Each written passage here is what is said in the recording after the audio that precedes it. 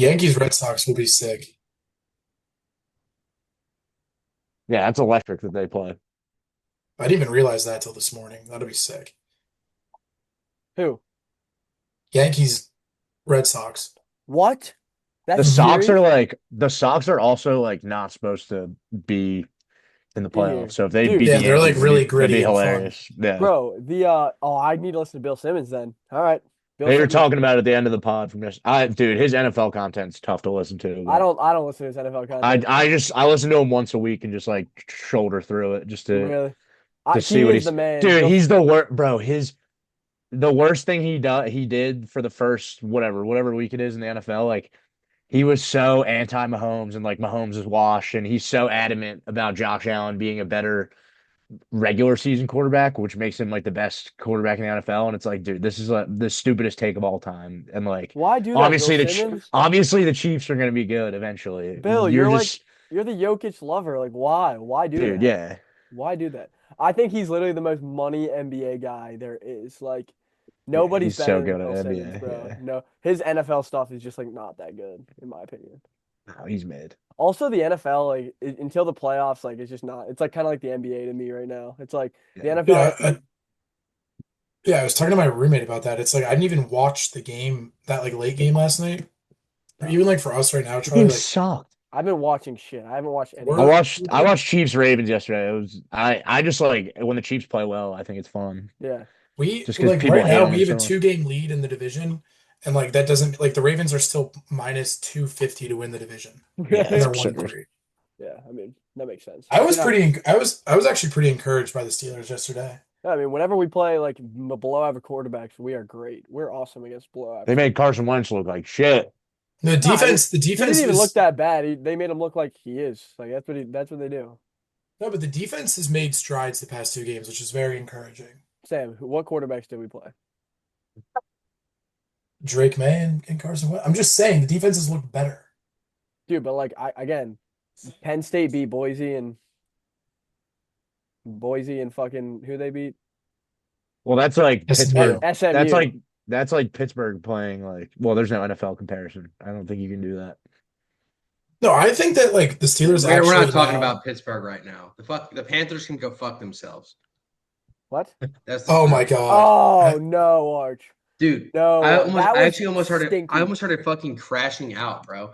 His like third We're talking interception. about Eli The Holstein, right? the fucking Oh, No, the one where there's a Oh, guy the buck. Pittsburgh That one was Panthers. awful. dude. The fucking throw where the guy was on. It was like the last drive of the game. It was when it was 27-27.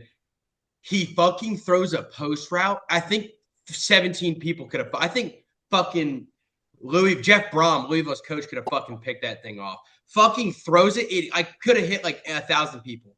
One of the worst throws ever. And I was Dude, like, oh, he's fucking serious. Oh, that is he's no. that. That was the most pit football game I've ever watched. Well, I You only were up watched the end. 17 and then you were up fucking 10 twice. I was like, how does that happen? And then that's the only time like you can be up 17 in a game and also get benched. Like, how does that happen? Like, well also that's the that is most Narduzzi pit performance I've ever seen because Also, well, they we have got also athletes hosed. everywhere. why They are got you hosed benching on that why are you fucking. throwing in your backup with like 45 seconds of here you go, dude. Good Right? luck. Right?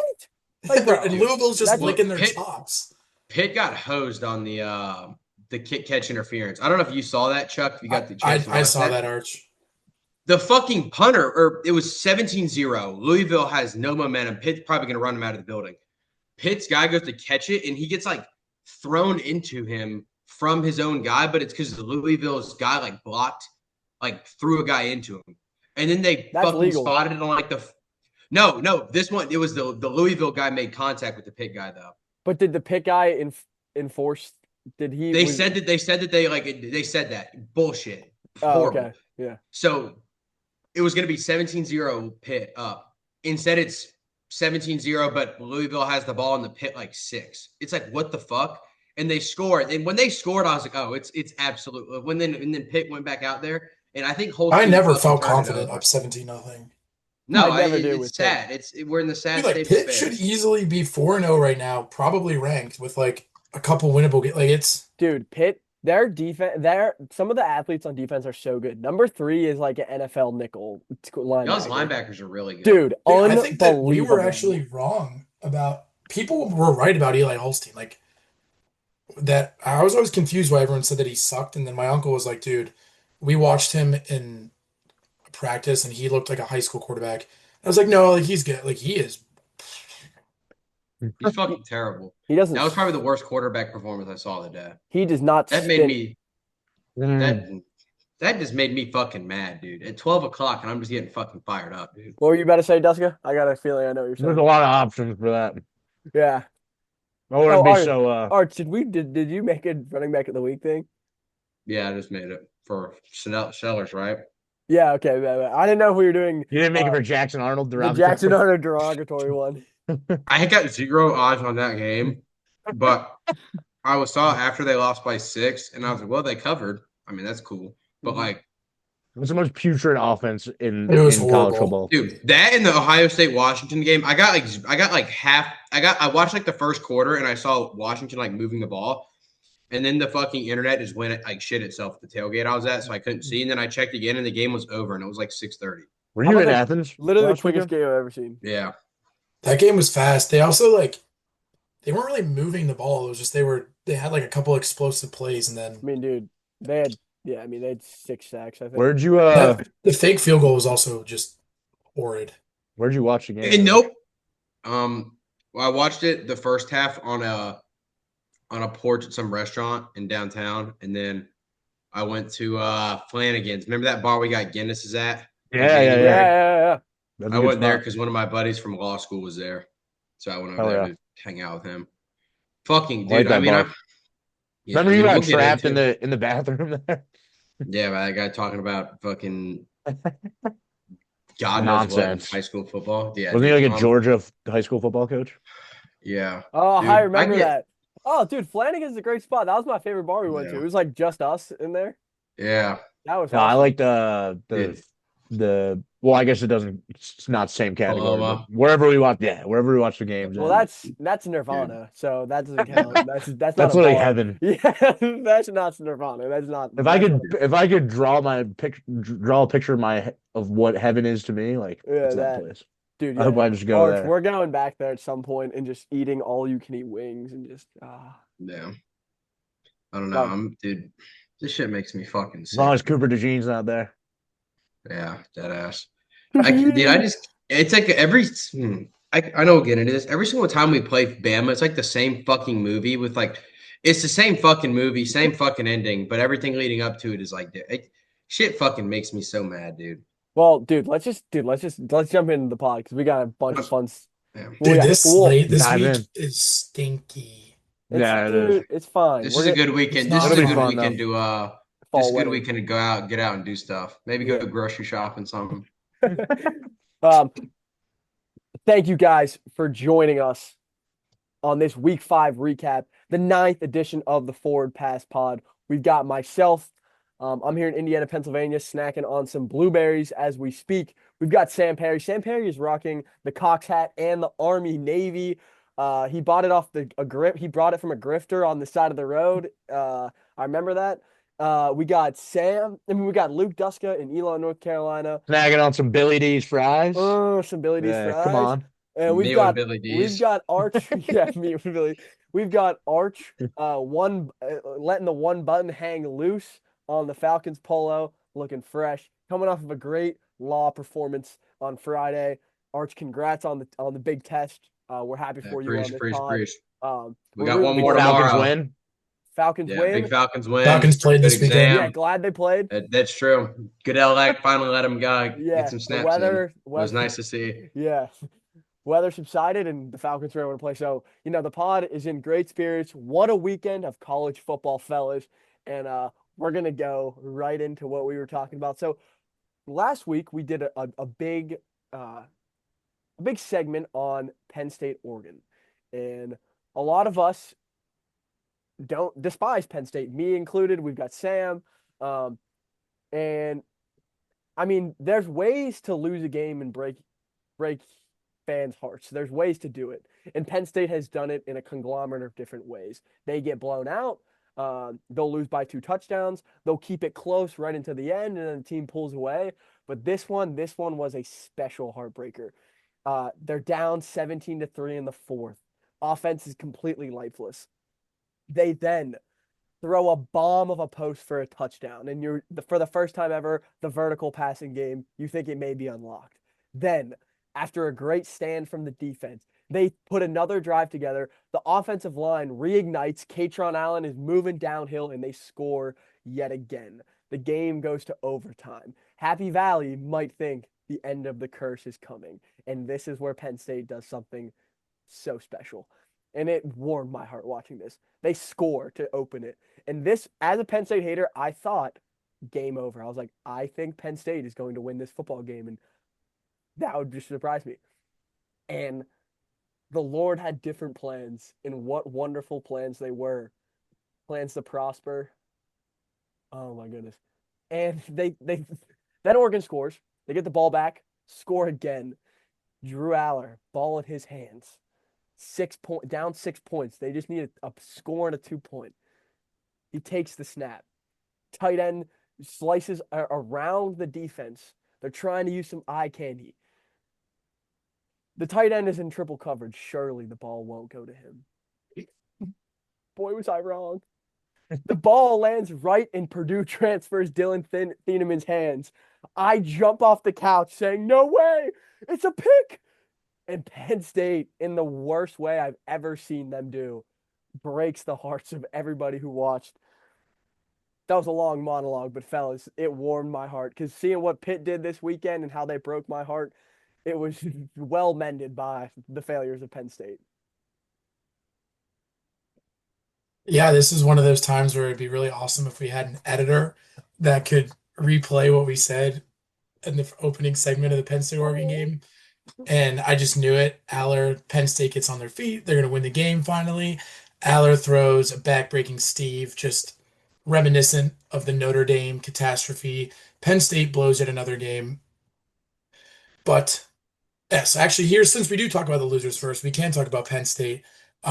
Just a lifeless 3 quarters of offense. They had 109 total yards of offense through 3 quarters. They had 69 total yards of offense in the first half. Penn State was completely out of this game. The pucker meter started to rise in Happy Valley when they couldn't move the ball, and it was 17-3. You heard the Boo Birds come out a little bit. I'm sure hearing about Bo Perbula just torching UMass was buzzing around the crowd in the whiteout. But anyway, they did show life. They tied it up.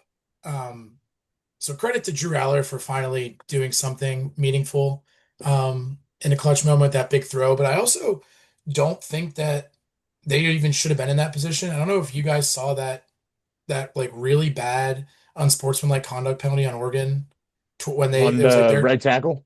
when they had the chance to close the game out with a drive and they called the unsportsmanlike conduct.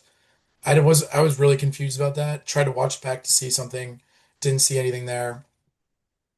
But I was pretty awesome to see Oregon get that done. I would have loved to be a fly in the wall at halftime and hear what Dan Lanning had to say to them in the locker room. But I think the MVP of this game has to go to Dante Moore and how calm and composed he was. I think that the most meaningful play of the game and the play of the game that is not getting talked about nearly enough was when they fumbled on, I think it was second down in overtime after Penn State had scored. And Dante Moore just quickly jumps on the ball, didn't panic. That was huge because Penn State honestly probably should have recovered that. Then Oregon ended up going on to score back to back.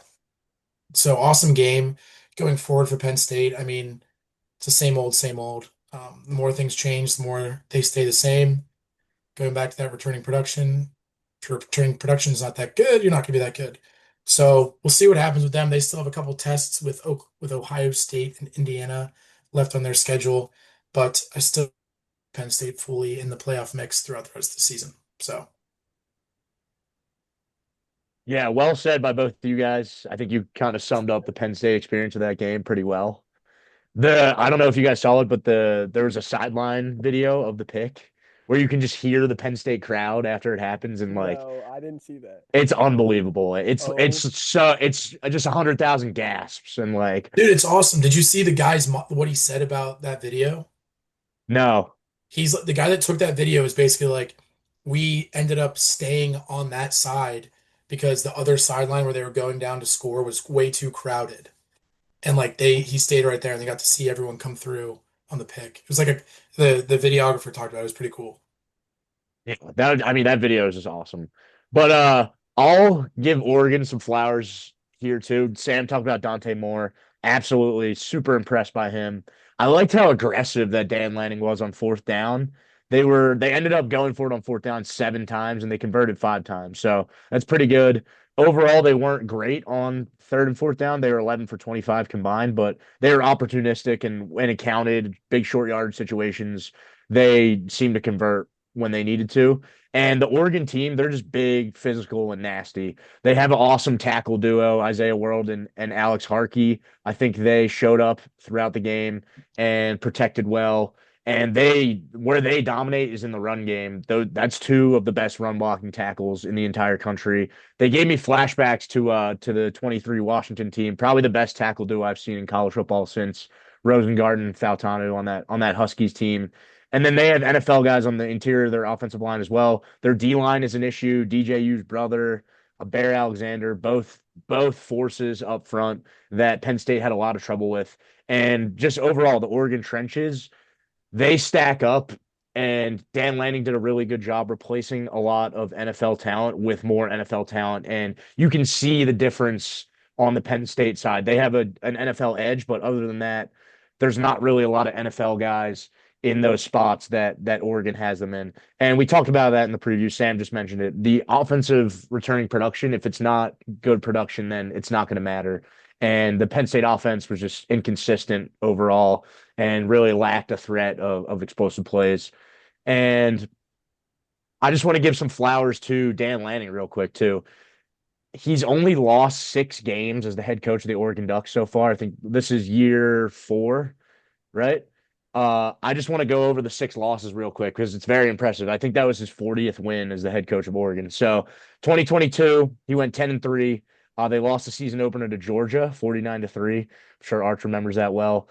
Then they lost to Kalen DeBoer and the Washington Huskies at home, and they lost the Civil War to Oregon State. So definitely his worst season at Oregon so far. 2023, the year of the Huskies, he lost 2 games to Kalen DeBoer and the Huskies. So the theme is that if you're not Kalen DeBoer, you don't really have a great chance of beating Dan Lanning. And then last year, obviously, a huge regular season run. They won the Big Ten, went 13-1, and lost the Rose Bowl to Ohio State. So only 6 losses on the docket for Lanning so far. Seriously impressive. And I think, for me at least, he solidified himself as a top 3 or 4 coach in college football and just seriously impressed. That's his 2nd win over Penn State in 2 years. So just overall, Oregon's a force to be reckoned with, and this was just overall a great performance for them, and they really showed what they're made of and what their identity is in that one. Yeah, perfectly said by y'all. Didn't really give any eyes on this live. Obviously watched back the highlight, kind of see the game script. The only play I did actually see live. Arch, it was beautiful live. Yeah. The only thing I saw it and I was like, oh, they're in overtime, and I clicked on it on my phone and it finally loaded, and I got to see the worst interception I've seen in a while with my own 2 eyes, and that was the only play I saw of the game. So it's kind of fitting. Fool me once, Penn State, you will never be picked again by me. I've been such an avid hater of you for so long, and I was an idiot, and that's what happens.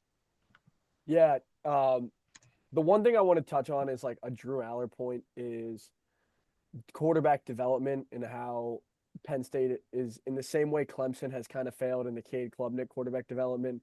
We're seeing a little bit of the same thing with Drew Aller. There's times where he looks awesome and where he looks a little Big Ben-ish with like the way he can scramble and the way he can chuck the football around the field. But there's some serious great plays he makes, but his accuracy and a lot of times the protection break, whether it's the protection breaking down, his accuracy, the scheme, not having guys running wide open. There was not a lot of easy completions out there to be had. I thought Will Stein, the offensive coordinator for Oregon, did a wonderful job in this game, getting Dante Moore into the right looks. They had a decent run game. They outgained Penn State 424 to 276 in this game. So it was not like Oregon struggled to move the ball like Penn State did struggle to move the ball. And like Sam said, a lot of their yards that Penn State had came in the back end of the game. But just as a question at large, like, Speaking of back end, um, Shout out to Drew yeah, Aller. shout out Drew Aller. Drew Aller's priorities might not be aligned right now. There's people have been, the internet has been on his case on that. That might be something we get into in the pod. Um, but either way, I think this is James Franklin, like a make or break um, decision. I think Penn State's probably going to be the 8 seed. They'll probably lose in the second round of the playoff. Like that's kind of what we're looking. We're staring straight on the barrel because unless they get way better quarterback production, which we haven't seen yet, so how can we believe? Or their defense is the best defense we've ever seen in college football, which there's not enough NFL talent for that to happen. That's probably Penn State's probably going to be same old Penn State, which is really good but not elite. I guess I wonder, does Penn State just be like, you know what, we're going to spend $3.5 million and bring in the best quarterback money can buy next year? Um, because the quarterback development has not gone their way, and this might be a huge wasted opportunity because of that. And I don't think it's all Drew Aller's fault. I think programs develop quarterbacks, and it's not all on the quarterback themselves. But what do you guys say to that thesis? Yeah, I think that it's pretty evident in just the game itself. I think that the Oregon staff through Lanning's first 4 years have shown that they have the ability to take talented quarterbacks and turn them into NFL level players. Bo Nix, Dylan Gabriel, you've seen how they were able to produce for the Oregon team. And then Dante Moore just looked like he was leagues ahead of Aller already in this game. And I think that is all the evidence you need that shows you one program knows how to develop quarterbacks, and then one has guys that are probably equal levels of talent, maybe a little worse, but they're not able to get them to that next level that they need to be to make the Penn State team elite. Yeah, I feel like we say this a lot about teams like Georgia and Ohio State and Alabama in terms of like a program win. And that really felt like a program win on Saturday with Oregon. Felt like they did a lot of things right. Just overall discipline, just kind of staying the course when they blew that game. But on the Penn State quarterback development side of like what you're saying, Charlie, is like if you are a 5 star and you've seen their inability to really develop quarterbacks the past few years, like are you like going to Penn State? Yeah, that's why I think the portal is like where they have to go because a really good quarterback, maybe he's in the Big 12 somewhere, maybe he's on a lesser team in the Big 10 or the SEC. The prospect of playing in big games and being in a winning culture is like what they're selling at this point because obviously they're not selling that we're going to develop you into a quarterback over a 4-year career. What they're selling you is like we need you for a year to come in here and give Hand the us ball off. give us no, just give us elite quarterback play that like we won't be able to develop you into, but if you are an elite level quarterback, we can add to we can give you a run game and weapons that like you might not have had access to and a defense you might not have had access to and just quite frankly money that you haven't had quite enough access to. Like um if they can find the Carson Beck level quarterback in the 26 transfer portal class, that seems like it would be the most ideal situation for them. yeah, 100%. That's kind of what they're Well, looking down the barrel of. I like a dumb hypothetical and like I don't love these. Like what is the temperature in Happy Valley if they do probably lose to Ohio State and then like maybe drop one to that in the Indiana game? Like what if they go 9-3 and don't make the playoffs? Well, you can't fire. Remember, didn't you talk about this last week, like his buyout? That was Dabo. Oh, okay. So I don't. Arch, do you got something to say on this? Because I don't know how you can fire him because I don't know what you can get. I think from the sense of like an outside, like any other coach, I guess like a high level guy that they're going to want to go after. I just don't see why. I just don't see that the pull that like Happy Valley and State College could have for a coach because it's like at a certain point you can blame Franklin, you can blame players, but when he has new players in and new staffers, and it's just like I'm not gonna say it's like a cursed program, but something is like off there. That's all I'm gonna like. And sure, if they got the right guy, they could change that. But I just don't see how interesting this job would be in a cycle like this, where you're probably gonna have the Florida job open. You're probably gonna. I mean, you have Arkansas open right now, which probably is gonna be Bob Petrino, which is funny. But I just don't see how if you fire him, I just don't see how you get like a better situation than you have right now for both. Like I don't know. I don't see it. So I don't see that they would. I just think they're going to be really pissed off at Franklin, but like I don't see anything ever happening. There's a pretty good chance that James Franklin is maxed out the Penn State program, and this is the with how consistent they are, this is the best level that they can reach, and maybe there's a one off and they get lucky and win a national championship, but like Arch is saying, the appeal of the job might not be as good as you'd think. It could just be that James Franklin has gone as far as you can as the Penn State head coach. That's But kind of I mean, my I thinking. could But be also, wrong. I mean, I feel like I guess at least like 8 years ago, people absolutely said that about the Georgia job.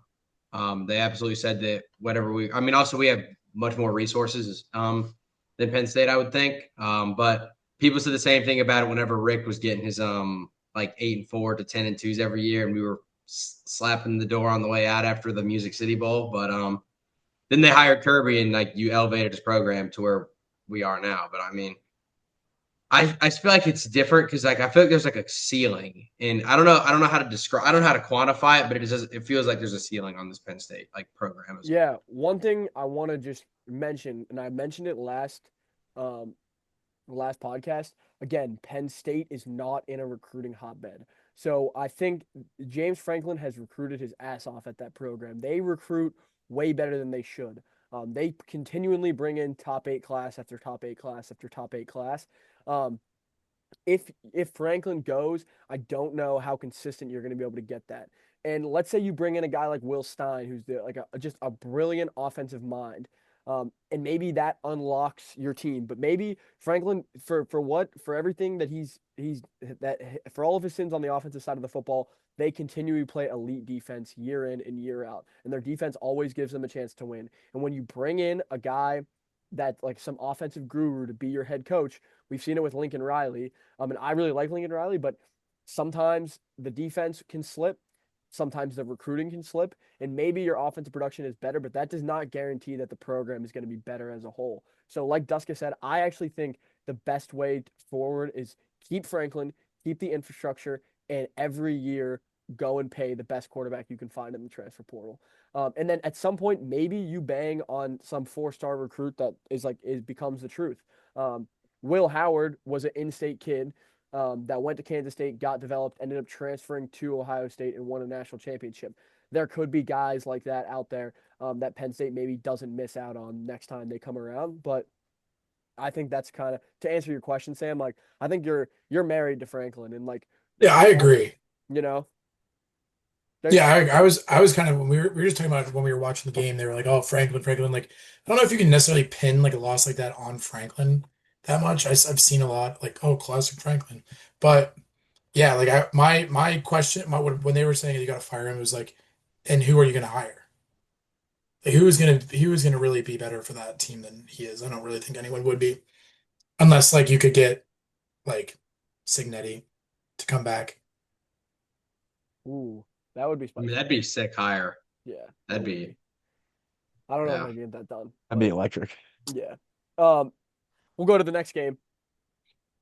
Our friend of the program, he's in the podcast, Caleb Archer. This game, Member of the program. member of the program. Uh, he was boots on the ground in Athens when this game happened, and Alabama defeated Georgia 24-21. Some of the key stats I highlighted was that Alabama was 13 for 19 on third down, while Georgia was 2 for 8 on third down. I thought Ty Simpson was spectacular, and the one thing that I think Duska may be a little surprised at, because we did talk about the offensive line the offensive line struggles Bama had in the Florida State game. They looked really good and really improved in this game. I think that gave Ty Simpson a ton of confidence. He played really well. I don't even think Georgia ran the rock. They stayed true to themselves.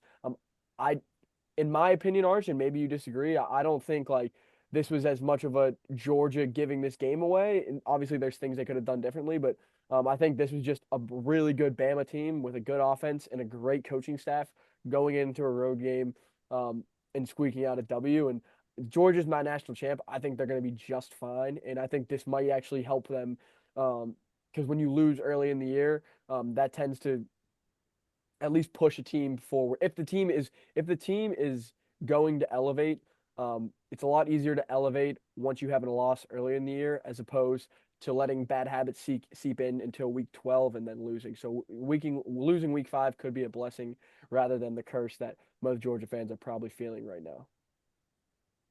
Yeah, I've said it when we got on here. It's just the same shit, different year. I mean, it's super frustrating as a Georgia fan to watch every single time you play Alabama and they constantly scale and you constantly say the same. It was like that with Saban. It's like that now. It's just frustrating. I know we talked like after week 1 when Bama's O line looked like you were like, how in the world did this happen to like with Florida State? And then they come out and they give up like 2 pressures. I think Georgia got 5 pressures all night. No knockback on the defensive front. It's definitely something that's like the vintage Georgia teams of 21 and 22 had the knockback and they could put fear in your eyes on defense. I don't see that. Georgia's first half defense is a constant issue. You saw it against Tennessee, first quarter defense especially, but you were just lucky that you were better than Tennessee and you were probably better coached than them. When you're going against Alabama and you have an absolute gamer like Ty Simpson at quarterback, I mean, he looked awesome. I feel like Georgia was on the field for like 10 snaps the entire first half, and then I looked and they were only on the field for like 20 because Ty Simpson converted every single third down. I mean, we looked at the stats. I know you read them off. They had 18 third downs, I believe, which meant that Georgia was getting them in these like third and long situations. And it just felt like I was watching the same play every time. Ty Simpson would evade a pressure or something, and then he would just throw a strike to Jeremy Bernard, Ryan Williams, or Horton. I mean, it's frustrating. We'll get in, I guess. I know the 4th and 1 has been a pretty highly debated topic with Kirby going for it. I actually thought the risk would have been kicking the field goal there. When you settle for points to go up 24-24. I know your defense was playing good, but also there were some lucky breaks in there with some drops from Bama receivers and stuff like that. I like going for it. Hated going hurry up when you thought that because when you look back at the replay, Stockton probably would have gotten the first down if they would have reviewed it. His back landed on the 7 with the ball. You go hurry up. You don't allow your offensive line to get set and make calls, and then you have a true freshman right guard and right tackle that I'd gotten to the line 5 seconds before the ball was snapped, and you're handing it off to your worst of like 5 running backs. I hate the play call. I hate the entire thing. I hate the entire idea of that. And I don't want to harp on that, but really frustrating when stuff like that happens. But yeah, I mean, y'all can, from an unbiased point of view, but I just thought it was a really frustrating game. That drop that true freshman had on that post route was killer. I mean, that just because that kid's going to be so good for Georgia, and it's just like a tough first impression. But I mean, stuff like that. If you want to beat Bama, like I know it's not the save of Bama, it's still Bama. If you want to beat Bama, you got to make plays like that, and you just didn't at the end of the day, and you lost at home. So it sucks. Yeah, I think you're pretty spot on, Arch. I don't think that was overly biased. For me, it was just a few plays for Georgia that swung that game. I thought they were for as well as Bama played early on. I thought for the majority of the game that Georgia was the better team. They did I mean, I just want to go over the plays that stood out to me that easily could have swung this game. Obviously the Frazier fumble in the first half. When you lose a game by 3 points and they get a field goal off of a turnover, that's kind of one that'll stick with you at the end of the game.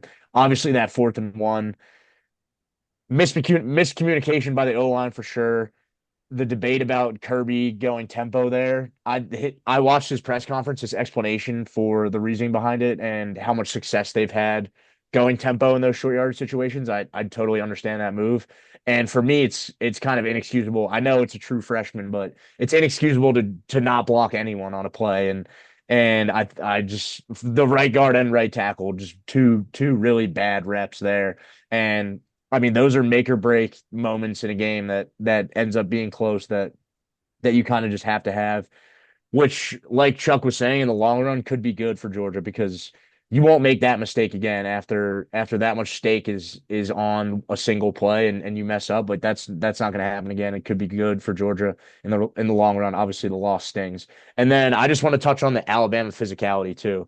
Chuck mentioned it. the storyline coming out of the FSU game was how thoroughly dominated Alabama was in the trenches. And it was pretty surprising because it was an offensive line that I expected at least to be one of the best in the country. And I think they showed that potential in this game here. It was an entirely different story. They stayed committed to the run game, not necessarily super explosive. They didn't really have any success on the ground, but they stayed committed, ended up having 38 carries for 117 yards. So when the threat of the run is still there, you have to account for that on defense. So good job by them sticking to the game plan and staying committed, even if it wasn't really going. And then underrated piece of physicality is pass protection. I think that when you think offensive line, defensive line physicality, you talk about the run game. And I think an underrated piece is in that Florida State game, there was just Ty Simpson was under a lot of pressure, and you could see that it was definitely affecting his rhythm in that game. And being firm on the interior of the offensive line is the most important part because when there's ends rushing up the field and tackle is deflecting an end up the field, the quarterback's going to feel that pressure. But if they have a firm pocket to step up into because the interior three is holding it down well and is being firm up the middle, then the quarterback can climb the pocket. And that's what you saw Ty Simpson be able to do in that game that he couldn't do in the Florida State game. And then from the tackle position, too, they played a lot better in this one. Shout out to Michael Carroll, Keystone Baller, Doylestown, Pennsylvania. He was like a top 10 recruit last year out of IMG. Got a few reps at right tackle for Alabama, looked pretty good. And like he's ready for the big time. Probably going to see him a lot down the stretch this season.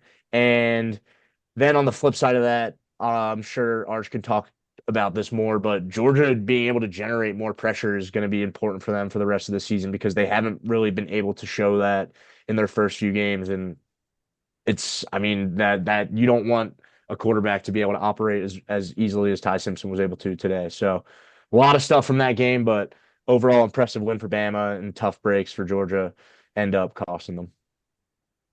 Yeah, I think to look at it through a different lens, maybe on a more positive note for Georgia, I thought it was very encouraging how their defense responded in the second half, shutting Bama out. Granted, yeah, there was a couple drops, but I think that's something that they can take from that. And I also think that I think for both these teams, this kind of reminds me of when Bama back in their heyday when they would lose an early game to like A&M or Ole Miss, and it ended up being better for them in the long run. I think you saw that firsthand with Alabama dropping that one to Florida State, which now kind of seems like it was just a one-off, and how well and they kind of looked like a machine, especially on offense in that first half. And then for Georgia, I think going forward, the way their schedule works out, like I really think that they should be able to run the table the rest of the way in the SEC, and this loss is just going to be used to improve and just to fuel them throughout the rest of the season. But yeah, especially on what you were saying, Duska, the first half, it just looked like Bama was able to just walk down the field on those third downs without much pressure. And especially when you get into these SEC championship and early tough playoff games, Georgia's defense is going to have to take a stand and step up at some point. So I'm interested to see how that works. Just poking ahead, it's gone. Georgia's got Kentucky this week and then Auburn, so they shouldn't have any issues until they play Ole Miss at home here in a couple weeks. So that'll be a big turning point in their season. But they only play three ranked teams currently the rest of the way. So I think that Georgia's set up to finish either 11-1 or 10-2 and find themselves firmly in that SEC championship game. So tough loss, but everything will be fine from here, I think. To the physicality point, Jam Miller was huge. Jam Miller was absolutely huge in that game. Um, it was you could tell that the Tide really needed him to step up, and man, was he good. Um, so the next game we're gonna get into. Wait, also Oh just yeah. I think Kalen DeBoer deserves some credit too Oh, because he does. he took a lot of shit after that Florida State game. Probably somewhat rightfully so, but also first game of the season, easy to overreact. He's just a big game hunter, and we talked about Lanning earlier. Two of the top three, four coaches in college football, they can't beat Kalen DeBoer. So just credit to him because I mean it takes a lot being in this position, beating Georgia in week 5 from where they were at in week 1, losing to Florida State. So And Ryan Grubb. Yeah. Shout out Ryan Grubb. Yeah, I was gonna say, that fourth or the 3rd and 2 play call with like a minute and a half left, That was the sick. fakes. Yeah. I mean, the play calling like that, I thought Bobo called a pretty decent game. I think my least favorite call of the entire day was why the hell on 3rd and 8 with like 4 minutes left, you throwing that damn swing route to Cash Jones, our worst of 5 running backs. And like, it's just like when you see like an OC like that call like a what the hell, and then you see Grubb call probably the like I guess I'm blanking on the word right now, but in The that most moment, the most well designed and yeah, executed the play. most Yeah. well designed, like tactical. And if he didn't hit that guy on the on Jam Miller on the flat, the tight end was wide open for a touchdown too. Like when you see guys elevate like that, to like have a very like a tactical play call, and then you see on 3rd and 9, we said, "What the hell? Let's run this like halfback like swing route." You can kind of see that's when like that's the difference in games. And unfortunately, it didn't go Georgia's way. But I think that's one of the things you get when you have a defensive coach versus an offensive coach. So, like the offensive coach, they know any given Saturday, Grubb and DeBoer know they have 3 plays on 3 different situations. They know the look they're gonna get, and like this is the play they want to call. We saw Kiffin do it in the LSU game. Kiffin also has kind of that magic. And the defensive coach, they're great at rallying the troops, and over like the span of a game, they can have a ton of impact on whether it be motivation, scheme, like getting the best out of their players. But sometimes it's just nice to have an offensive wizard that can just get you like 8 yards when you need it most. And I thought we saw that in um, Oregon's play calling with Will Stein. We saw that with Grubb and DeBoer in Alabama. And then the next game we're going to move on to, we saw that in the Ole Miss LSU game, where I thought Ole Miss looked awesome. And I don't know how many of you guys got the eyes on this game, like live instead of the replay. Um, the pod tried to warn you. We all 4 of us picked Ole Miss, um, and Tr- Trinidad Chambliss. Trinidad Chambliss. The pod has been trying to warn everybody for the past 2 weeks that this guy's the real deal. He should be starting for the Ole Miss Rebels. Um, and man, he was good. So Ole Miss outrushed LSU 166-57. Ole Miss was 50% on 3rd down, going 8 for 16. LSU was 2 for 11. The total yards was super lopsided. Ole Miss had 480, and then LSU had 254. This game, although the score was 24-19, was not as close as the game as the score may say. And again, I just put in my notes like Trinidad Chambliss does it once more. He was super efficient on the ground, super efficient through the air.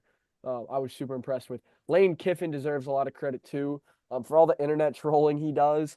What he is really good at coaching football and especially coaching offensive scheme. And I love how excited he gets on the sideline. You could tell like when they had a big 4th-and-1 conversion, like he is fist pumping and running up and down, like his staff is hugging him. You can tell there's a lot of buy-in from the Ole Miss program when you watch the body language on the sideline. And a lot of people thought last year was going to be Ole Miss's best chance to make a run in the playoffs. And Lane Kiffin, it might just be this year. And I'm starting to really buy into what Ole Miss is and like who they are as an ethos as a team. I do think LSU is flawed. We'll get to that. But LSU is a flawed football team. They've really struggled running the ball. The Nussmeier injury hasn't been great. And that Clemson win looks a lot worse than it did in week 1. And somebody had to win that football game. So overall, super impressed with Ole Miss. That Georgia Ole Miss game that Sam highlighted a couple minutes ago, that is going to be a game for the ages. And Kirby's going to bring his stuff after coming off of a Bama loss at home. And Ole Miss is going to bring their stuff because like their lives depend on it. And we haven't really seen Ole Miss play this high level of football before, so we'll see what ends up happening with them. I'm interested to see your guys' thoughts on what Lane Kiffin's building down there in Oxford. Yeah, to just kind of quickly jump off that last point, I think that like people don't take him, not that they don't take him seriously. I don't think that he's in the talks of the Kirby Smart and the Dan Lannings because it doesn't feel like Ole Miss has like won that game yet. Like, yes, they just beat LSU, like great win, but it still doesn't feel like Ole Miss, like they beat Georgia last year at home, but I still think that like they have not had that win that like really solidified them as a top 5 like real contender. So that Georgia game will be huge. Like you said, Pate said it today too. Like that, this game, the score of this game, I don't think reflects how it went. Ole Miss had that fumble on the goal line. It kind of spotted LSU some points. Um, they outgained LSU by over 200 yards. Ole Miss had they had 484 to LSU's 256. And like, really talk about the losers first. I think this LSU team, Caden Durham or not, is extremely flawed. And I think they might be in a lot of trouble, specifically with their next opponent, in the great month of October. Um, anyway, but yeah, Trinidad Chambliss, awesome stuff. Just to give a quick nugget for the pod right now, his opening odds for the Heisman were not available. He is currently eighth in Heisman odds with plus 1500 and just kind of a big clusterfuck with a bunch of those other big quarterbacks. But yeah, I mean, Ole Miss, Lane in his bag. That last play call was awesome. Thrown it to the guy. Could have walked into the end zone, decided to take a knee to run the clock out. It's kind of funny. Whit Weeks puking and seeing Twitter run with that. That was good stuff. But yeah, I love how Lane is just unapologetically himself in the way that he operates and the way that he runs this program. And I think that it's a huge credit to them with how minimal expectations Ole Miss has had this year to now being a top four team in real talks for the national championship with this quarterback that no one knew his name was until 3 weeks ago. So Losers first podcast, as always. You guys already talked about it. Just this LSU team's always going to have a handicap on it as long as they are just completely unable to run the football. Just behind the sticks the whole game, asking Nussmeier to do way more than they should be. And it stinks because they have a really good defense, probably the best defense that Brian Kelly's had. And in theory, they should have a good passing attack, but they just have no chance if they're going to run the ball for 59 yards on 21 carries. That's just not going to get the job done in any universe. They were 2 for 11 on third down, and that lends exactly to what I just said about them being handicapped.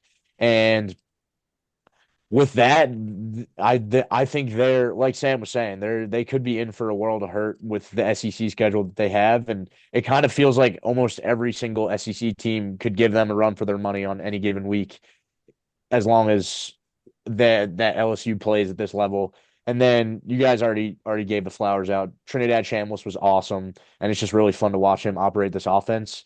And they did a good job overcoming turnovers. And like you guys were saying, the score was closer than the game was, and they left a lot of points out there, especially with some of the turnovers they had. So just awesome game for Ole Miss. They're 3-0 in conference play now, so early leader in the clubhouse for a trip to Atlanta. And yeah, really excited for the Georgia game down the line.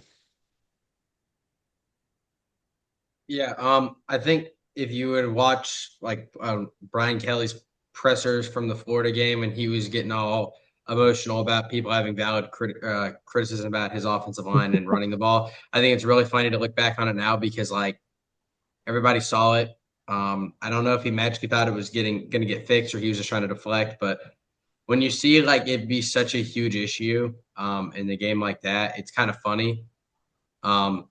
But yeah, I think LSU is just running into the same trap that they always do. They're always asking one side of the ball to do way too much. I don't have that. Like, there's never balanced. And I think that's what Ole Miss, I think, is actually hit on this year. The highs are definitely not going to be as good as they were last year because they were probably one of the top 5 best teams on paper last year. Their defense was disgusting. Their offense was too. I don't think they have that this year, but their floor is so much better than I think it was last year because of how much more balanced they are on offense. It's not the Jackson Dart show. It's you can run the ball. Trinidad Chambliss is also a weapon on the ground, also through the air, like we've said. So I mean, Lacey, really good back in the yeah. SEC. So I mean, their floor or their ceiling isn't going to be as good, but their floor is good enough to compete with anybody. So good win for Ole Miss. We're going to move up north. We're going to take this train northbound to Kinnick Stadium, where Indiana squeaked by Iowa 20-15 on some late game heroics from Elijah Surratt, Indiana receiver. He had 130 yards receiving. He's been awesome all year. Mendoza made just enough plays to beat Iowa. This is the exact game script Iowa prayed for. It's absolute slugfest. No offense is really playing all that well.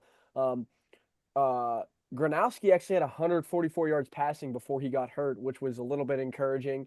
And then the backup Hank Brown came in and he was completely unexpiring, but like who was shocked that Iowa's backup wasn't very good at throwing the football. Um, you're just asking that kid to do way too much. Um, nobody's ever dispute. We've talked a lot of Iowa on this podcast, and nobody's ever disputed Iowa's ability to play defense. Um, but man, what would Kirk Ferentz' legacy be like if they could just play a little offense, if they had any pulse on offense? Because um, we saw Indiana put up 60, 63. What was it last week? They put up 63 last week. And they really struggled to move the football in this Iowa defense. Kinnick Stadium, like Sam always says, like there is magic in that place. Um, there's just no magic in the right arms of their quarterbacks, and that is we've been harping on that point. I've made far too many jokes that are just not funny anymore at this point, but um, yeah, I, Iowa Indiana, they squeak out a win. Um, Trying to predict the performance level of 18 to 22-year-olds on a week-to-week basis, especially after the huge win they had emotionally against Illinois. This was always going to be a tough game, and you got out of it. And you got out of it with a win, and you go back home, and you regroup. But I'm a little sad for Iowa and Kirk Ferentz because this could be a really good team, really good program that is just so limited on offense. Well, I'm not because the thing is about Iowa, like we said week one, they've just been saving their offense all year. They don't want to put anything on film. And if you look ahead at their schedule right now, they have Wisconsin next, which they don't really need much to beat them. They don't need anything at all. Um, but then they're saving everything Wait, time for out, their time out. Do you October think they'll be 18th over duel. 300 passing yards total in the Iowa-Wisconsin game? No. Maybe if Iowa like goes up big on the running game. But anyway, Sorry. they're saving all of this Yeah.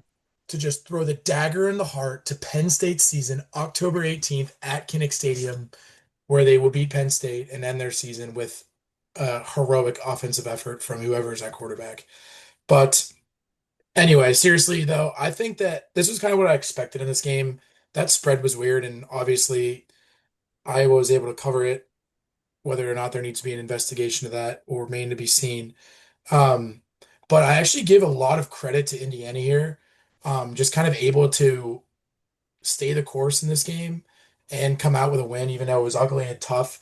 And I sometimes think a team like Indiana, like a high-powered offense like this, you kind of need games like this down the stretch, especially in the Big Ten, when they still have Oregon and Penn State on deck.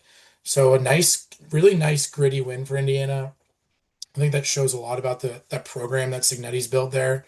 I'm just able to face adversity in a tough environment and come out with a good win, whether or not it was ugly or not. So, solid win by Indiana.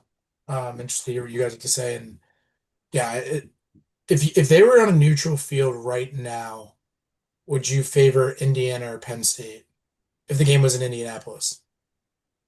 I'd probably favor Penn State by like 2.5, 3. I'm right with you, Duska. Yeah, I was gonna say. I mean, Vegas doesn't. I don't understand their infatuation with Penn State, but I don't think it's gonna change. So I Well, would I'm say. saying, I mean, would you favor what if you got to set the line on that? I would still I favor mean, Penn State. yeah. I mean, there's like I don't know. I feel like they're. I would say it'd be close. I think it'd be within a field goal either side, no matter like what kind of area you focused on. But I would take Indiana to beat them. I don't care what the spread would. I would take Indiana to beat them right now. Yeah. I can get behind that. Do you guys have any thoughts? Or should we move on? I think just wait, quick thought is, I mean, this is just the type of game where all that matters is the result.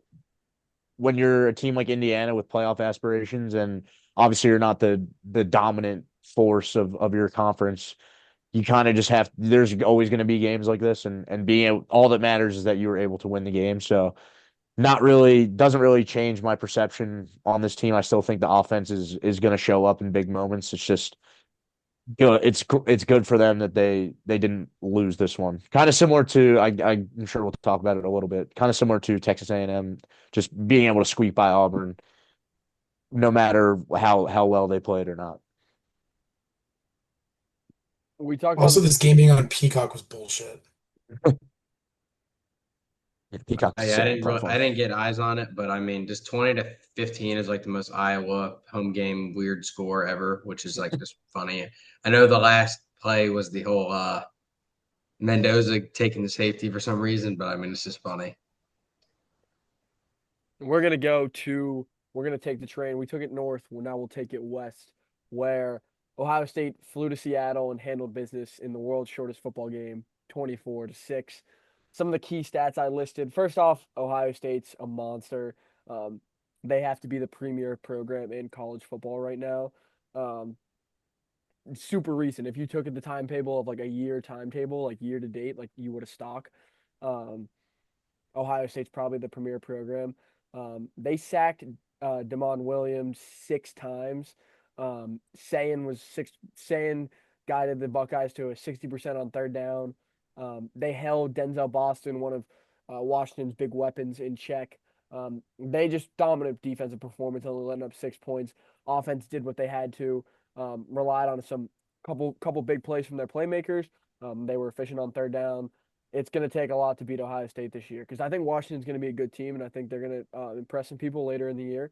But Seattle's a really tough place to play. That's a tough road game to go all the way out west and play that game in a loud environment. And your body clock says it's noon, but yeah, I thought Ohio State was really impressive. And like Archer said at the beginning of the podcast, like super boring watch. Like there's wasn't that much great about it. But that's kind of what great teams do is they do this to you. Yeah, Washington's just inability to convert in, I guess, like the high pressure situations where they need touchdowns against Ohio, like teams like Ohio State. The fake field goal, I mean, I get the Jed Fish trying to like steal points, but that was one of the worst executed ones I've ever seen. Ohio State's defense is the standard. I mean, they are just like week in and week out. They like when I watch them, and I mean I watched them the Texas game too. Like that's when I started like noticing it. They remind me of like 2022 Georgia. Probably doesn't like the NFL guys, but I mean the way that their front like dominates is awesome to watch. Unfortunately, the Super Dog, I'll get to it later. Just sad performance, like usual for me. But wish Washington would have been able to convert to more to make it a little interesting. I don't know about y'all because I don't really get like to watch it live, but I feel like the score, like watching the highlight, I don't think it was ever like in doubt that Ohio State was not going to win that. But I feel like it was a little closer than the score because they kind of pulled away later. But I mean, just a very boring watch. Yeah, I mean, I was able to watch this entire game. Yeah, I thought Washington did a good job of hanging in there at the beginning. I also credit Ohio State when things kind of didn't go their way, especially at the beginning, and the crowd was into the game, and all that. They kind of just held the course. But I do think that this defense is elite, and they are the class of college football. It also just has to be great when like you're Matt Patricia and you're so used to scheming up against elite NFL quarterbacks, and now you just lick your chops with a young Damon Williams and basically NFL talent all over your defense. So yeah, I mean, not really much to say of this game. I'm not a big fake field goal fan, especially when the guy that the ball is being thrown to doesn't know that the ball is being thrown to him. Um, but yeah, I think that that game kind of showed that Washington's in that we were talking about it last pod that there's the tiers of the Big Ten, whether it's Oregon, Ohio State, and you got your middling Penn State, Indiana, and then there's that large group of high level mediocrity. And I would say that Washington is now officially in that with the likes of Michigan and others. So, How many of those teams might also look like that playing Ohio State? Is it like Probably all of them. is it too early yeah, to move them into that category? Is my question because how many of those teams are going to look like that playing Ohio State? All of them besides Michigan, if I had to guess. Yeah, like if USC, Illinois, Washington, Indiana, if they play Ohio State like that, like I guess you're right, Sam, about in maybe. So, are you saying it's Ohio State at the top? Walk me through it. in Oregon, I would say. Ohio State and Oregon. Okay. I think there's like 1A, clear 1B, kind of. Okay, yeah, sure. I'm saying in like tiers, as in Okay, like okay. And then the second tier is what? Indiana, Penn State. I would probably stop at that. I mean, Okay. if I don't think US, I'm ready to classify them in the same tier yet. I think that Indiana has to beat Penn State because Penn State has proven year in, year out that they can beat all the teams below them. Obviously, they're not having the success well, I'm against saying the like better from teams, what but you've seen so far this year, I think they're in the same tier. Like Indiana just blew out Illinois, who just beat USC. I don't. Do you think Indiana takes Oregon to overtime? I will find out next week, That's true. Yeah, but probably not. good point, Duska. Good point. But like it's I want also a Indiana to different. beat Penn State. Yeah, I would agree with you, Dusko. But like from what we've seen on the field, I guess you would. But I mean, I don't know. Like you Well, have I do to. think Indiana has a better quarterback and a better coach, and quarterback and coach are huge in the game of football.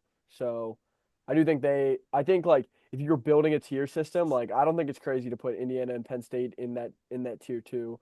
Well, and you have to factor in the whiteout being. I would put Michigan there too. I would as well. Yeah, I can agree with that. Like you lose a close game to Oklahoma, um, but they've kind of earned that respect in my opinion. And because you're the only one that can slay Ohio State, like you're the only one that's proven to be able to slay the Giant, except Oregon last year. But then they lost in the Rose Bowl, so but they did slay him, so you got to give them some credit. But yeah, the storyline game, this was kind of boring, so we'll move on to elsewhere in the Big Ten. And actually, this is a perfect segue because two of the teams in that like kind of tier three, tier four were a part of this game. This was USC versus Illinois. The Fighting Illini. How many people do you think they had in attendance during this game? Like it was a sellout, right? Yeah, how many people do you think? Like 54, 55. Yeah, 60. Illinois, 60K. I was pretty impressed by that.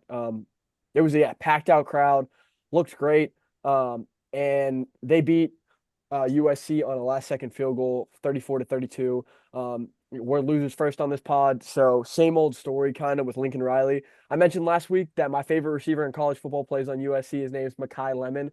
The kid went for 11 receptions, 151 yards, and 2 touchdowns. He's unbelievable. He's so fun to watch.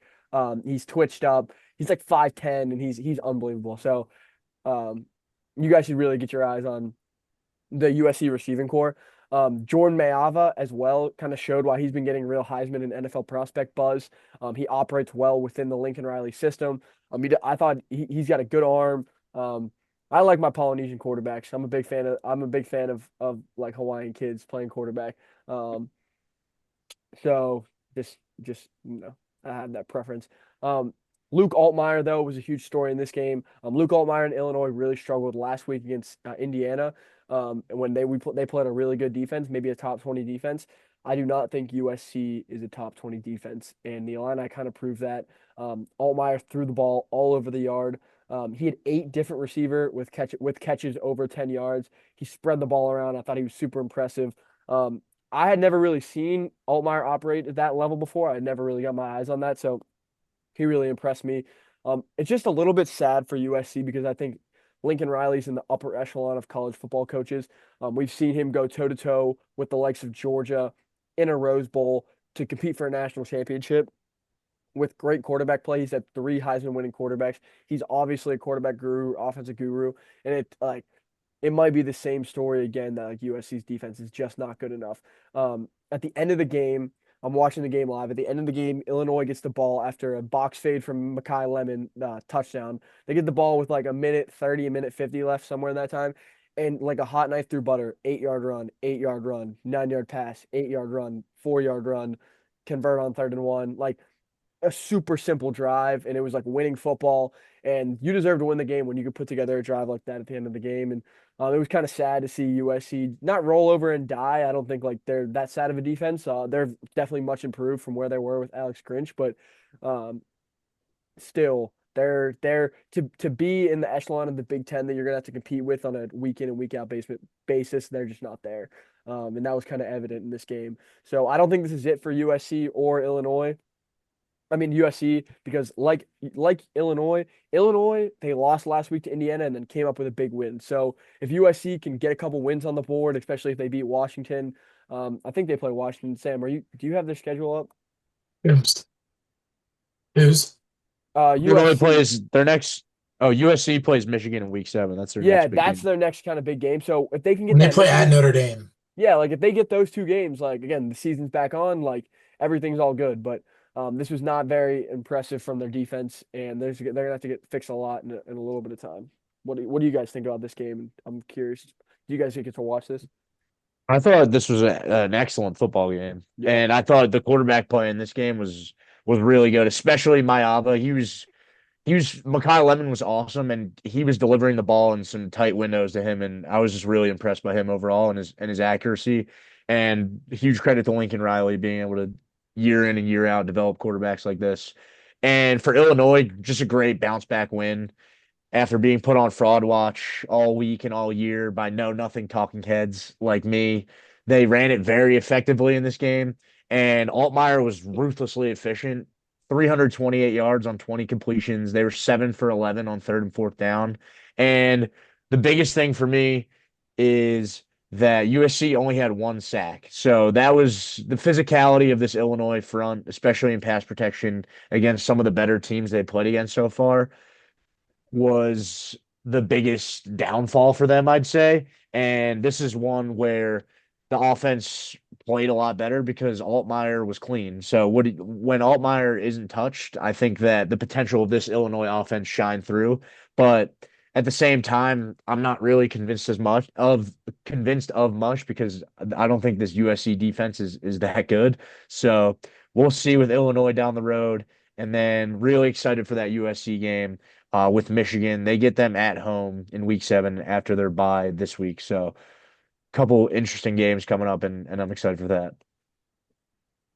Yeah, I think another big stat on the USC defense side was that Illinois was able to go 3 for 3 on their red zone trips, and USC was not ever able to bend throughout that game, especially in the high scoring game like this one. You kind of needed to hold them to 3 at some point, and USC was unable to do that.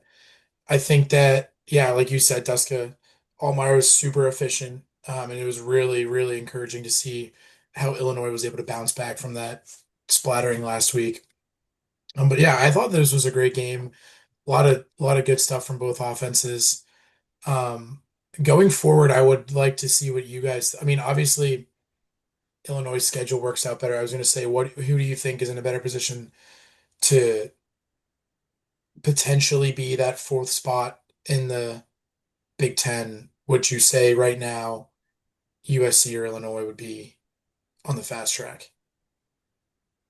I think it has to be Illinois just because USC plays a Michigan, non-conference Notre game. Dame. Yeah, they have a lot. I think Yeah, they have tougher games on the schedule. agree.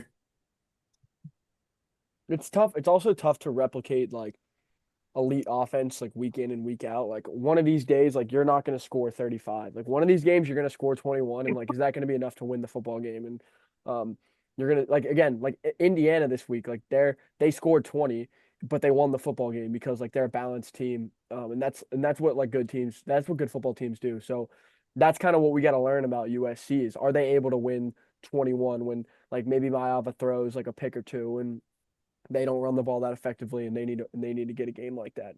But yeah, it So was like this. I mean, they turned the ball over 3 times. Their defense could never yeah, hold on at one point. Like they just needed like one big hold. yeah. They couldn't get that. Arch, what do you got any thoughts of this game, or should we move on? It was super entertaining. It was nice to see 2 quarterbacks actually looking competent when I had Pitt on the other screen. But it was a entertaining game. Same old story for USC, but I mean their receivers are just, I mean they're really good. This was actually really impressive from Illinois because I thought they were going to kind of explode like a dying star this game and get like beat by like 15 and then or like I thought they would have gotten killed honestly.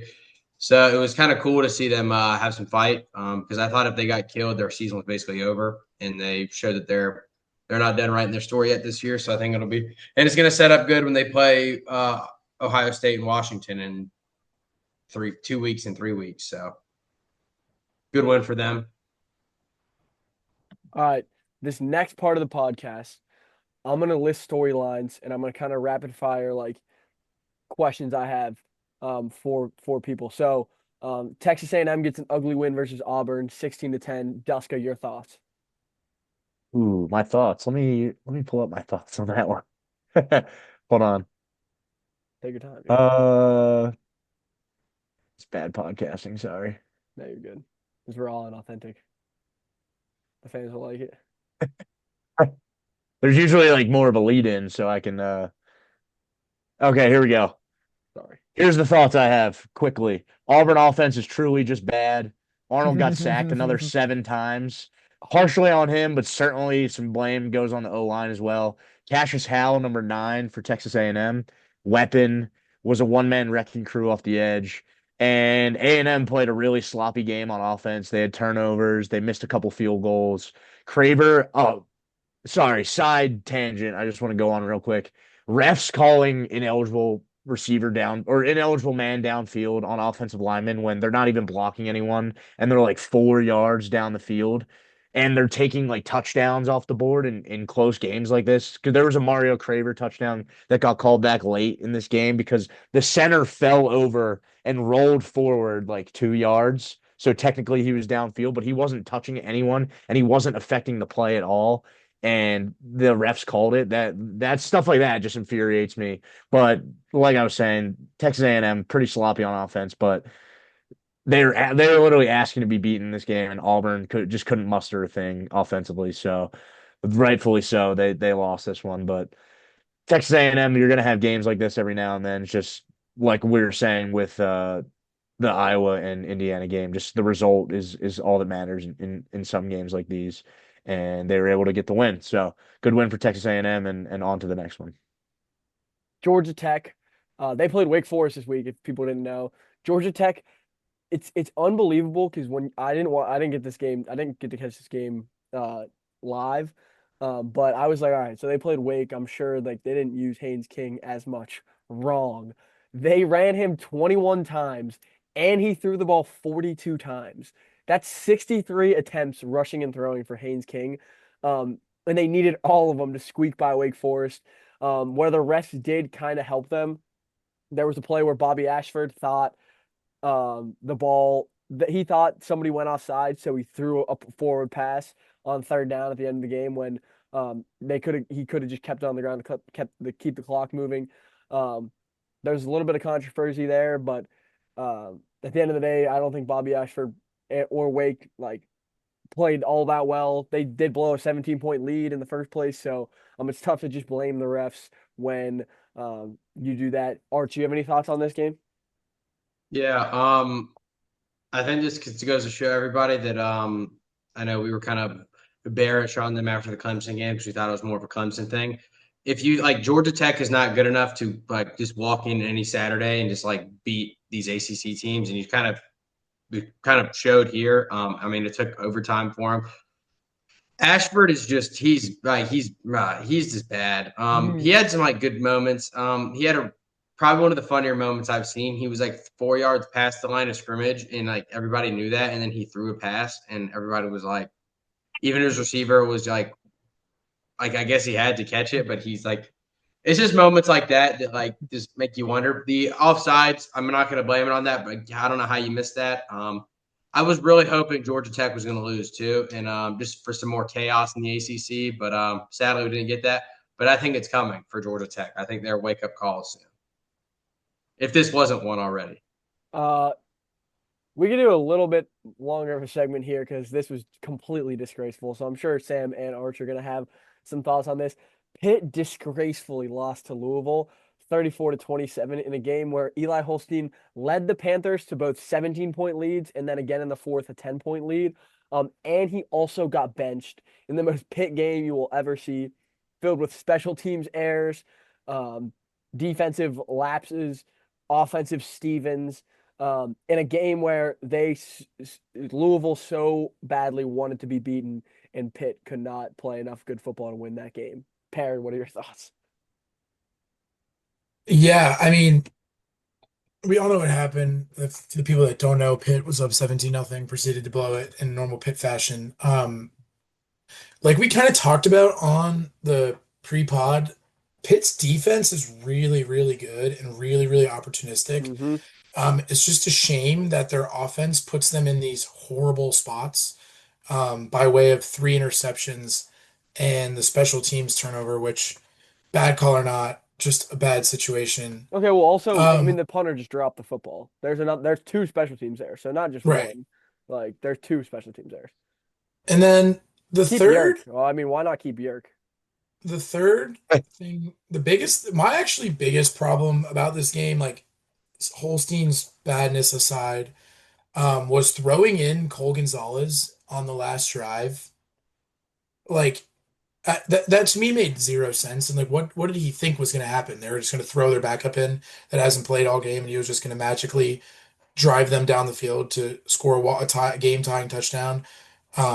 When Louisville is blitzing eight every single time because this quarterback obviously can't throw. So I think this is just another just bad loss for Pitt. And honestly, like as a Pitt fan, like I want them to succeed, but it might take another 2-9 or like 4-8 season for them to really open their eyes and realize that there needs to be some major changes within this program. Yeah, I'm not in on the Um, dudes cruise. I've been out on the dudes cruise. I've seen right. enough. Like, stop And taking me like to the Bahamas. Like, I've seen enough. The dudes cruise, I'm off. I'm off the cruise. like if they go 7-5, they're just going to keep dues and they're going to go 7-5 and 6-6. Like, and not like what we don't really need to get so far into like what Pitt's ceiling is as a program, 8-4. but Be eight and yes, four. but like we need it is I think it is time for a new voice, maybe a new recruiting strategy.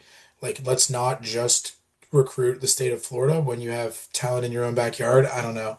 Yes, Um, good so I mean, call. we don't need to go on a huge pit tangent, but this is just a microcosm of like major internal issues within the entire department at Pitt. I think that Pitt sports in general has made some very poor decision making um, from the top in their athletic department, and that's trickled down into this football program and the lack thereof the past few years. So I mean, and like no credit to Louisville. I mean, they another game they squeak by Pitt and JMU. They're for some reason 7.5 point favorites this week against Virginia. So we'll see about that. But that's Yeah. my Are two they cents. really? Yeah. Yeah. That's Um, insane. so our version of the Sharon McLaughlin special is going to be Pitt's second half offense. So let's read the drive charts. 3 plays punt, 3 plays interception, 5 plays turnover on downs, 2 plays an interception, 7 plays turnover on downs, 2 plays an interception. You threw 3 interceptions. You turned the ball over twice on downs, and you punted in the second half. All from one man, Eli Holstein. Well, the last interception was Gonzalez, but I mean, I'm not going to hold that against the kid. Not Yeah. his fault. Just a complete implosion of offense in that second half. Holstein was really bad. If you want to just really laugh, if you put his last interception with Drew Allers, listeners, if you just want to laugh, just watch those two and you see that you too can play quarterback in the Power Five. Just some of the worst throws you've ever seen. Yeah, I just had to. It was so bad you couldn't look away, but it was very sad to see. Next we'll get into what the pod. Duska, did you have anything about the Pitt game, or you kind of seem No. like you're okay? No. Sweet. No. Chandler Morris and the Who's defeat the Seminoles in the Friday night appetizer, 46-38 in overtime on Friday night. Chandler Morris, baller. Chandler Morris is such a baller.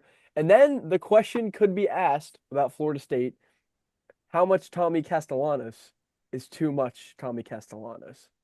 Arch, do you have anything to say to that?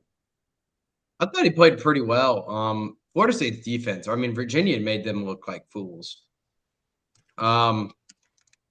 Just about the game in general. I don't want to be the Debbie Downer. No fun. That field storming should ban all 4 field stormings for the rest of time. That Squirrel White poor soul got trampled by a bunch of guys who were probably in the library a few hours ago for Virginia. You didn't like that? I don't like right as the ball touches, because if there was a flag, it would have been like the BYU Arizona State game last year where they had to like just stuff like that. And I know they have like the hill and it's all that, like, and you're not gonna be able to get security. Yeah, okay, it's cool, but it's not It's cool the when it's lawyer like in him. He's all I corporate. actually agree I with. just I I agree feel with like that was kind Harsh. of Bush League. I feel like that was kind of Bush League, just like that quick. Like the ball had just hit the ground. There could have been a flag on Virginia, and you would have the entire universe would have to wait 25 minutes for those guys to get off the damn field. And then the whole like flipping people off, like whatever you do, you Virginia, I feel bad but for the it's coming players. for you. I That's what agree. I'm I saying. felt I bad feel for Squirrel Squirrel White. White got like he got like trampled and like stuff like that, and it's like I don't know. I that should be the He's one gonna that sue should the be the shit one out that of puts his UVA. stuff. Yeah, you should feel happy for him. He was fully equipped in football gear, and now he gets to sue the University of Virginia. So Yeah. I thought the only reason I said how much Tommy Castellano is too much Tommy Castellanos is he threw the ball 32 times, he rushed 14 times, and he threw 2 picks. He was like 50% completion percentage. So he wasn't great. He wasn't off. Yeah, I thought he was good. But I would like to see them. I thought Chandler Morris was honestly like the better quarterback in this game, and which is I was just not in. I was well, okay. Let me rephrase that because Chandler Morris threw 3 interceptions, but I did think like he meant a ton for UVA. And I was really impressed with UVA. I was not familiar with what they had going for them this season. So I think that's a huge win. Uh, so we're arguing running back of the week in our comments. Um, but anyway, yeah, I thought that game was pretty cool, especially on Friday night. And we'll move to the next Friday night game where Arizona State keeps stacking impressive Big 12 wins as Sam Levitt played his best game of the year. They overcame a 17-point deficit and a fourth quarter deficit to beat TCU 27-24. We mentioned both of the Friday games on the pod last weekend. Um, we mentioned the UVA game, the UVA Florida State game, and we mentioned the TCU Arizona State game as some really high level football that was going to be played, and we got that. And we finally saw Sam Levitt be Sam Levitt and who we thought like he would be at the beginning of the year. He was 27 for 39, 271, 2 touchdowns, no picks. He had 13 carries for 62 yards. I thought about maybe mentioning him as a running back of the week, but we ended up going with somebody different. But yeah, I thought this Arizona State team, they find different ways to win. They can run the ball for wins.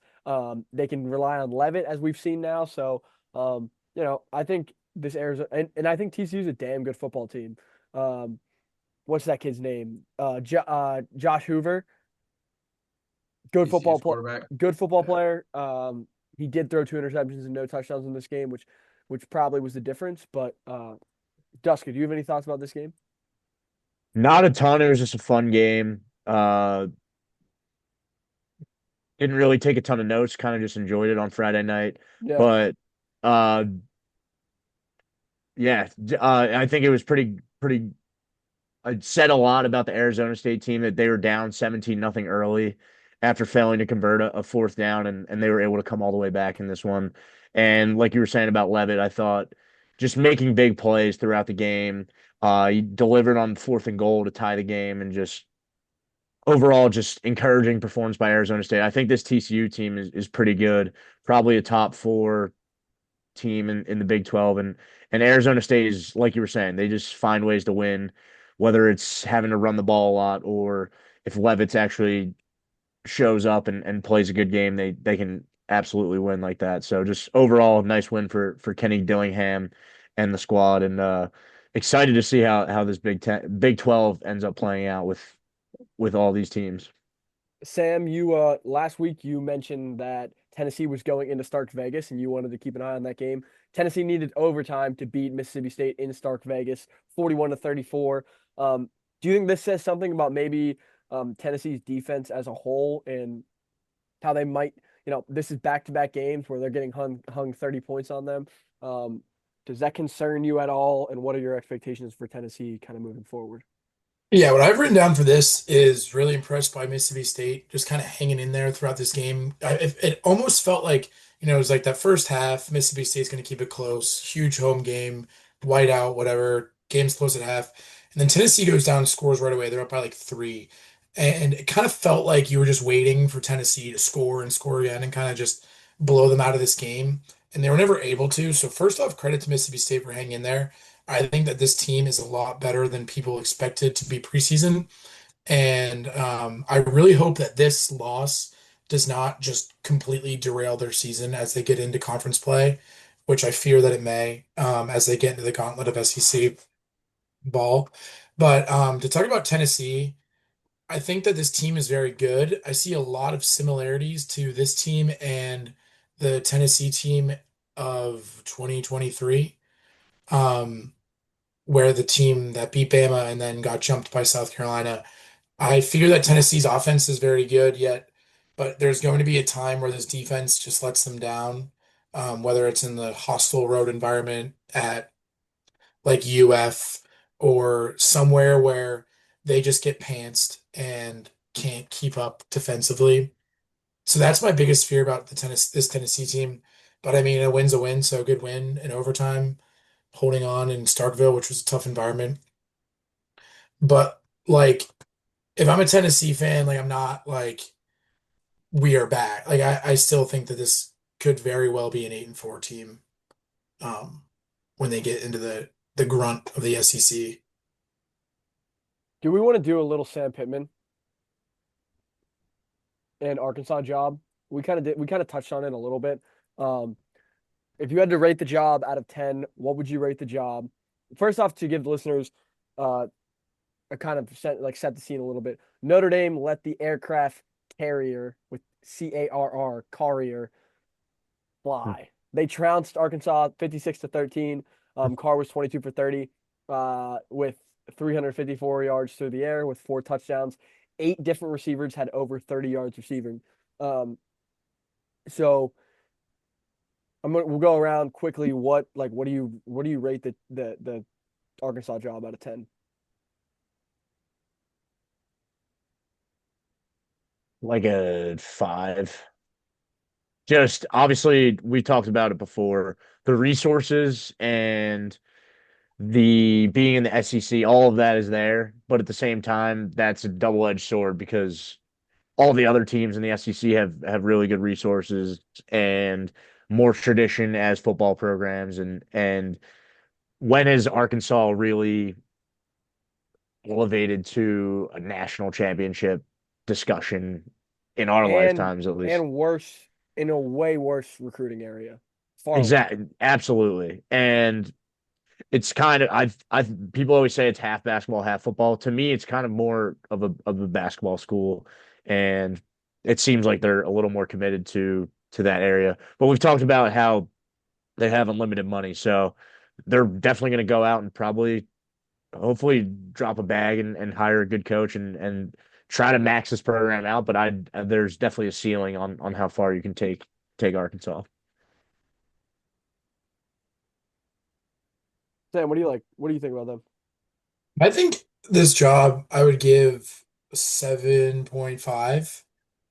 I think that with the right hire, I think that Arkansas's resources could be unlocked a little bit more than they have been.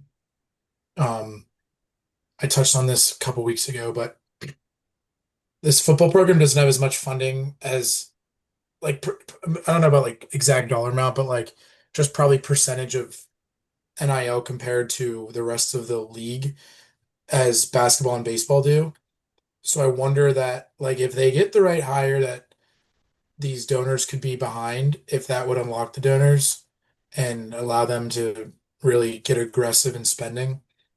But I also just think that like it's an SEC job with a lot of money tied around there that can be attractive to outsiders. Um, And that we've seen Clark Lay do wonders to Vanderbilt. So sometimes the right right. And guy like can really do good. what part about Vanderbilt is better than like Arkansas? Like just strictly program wise.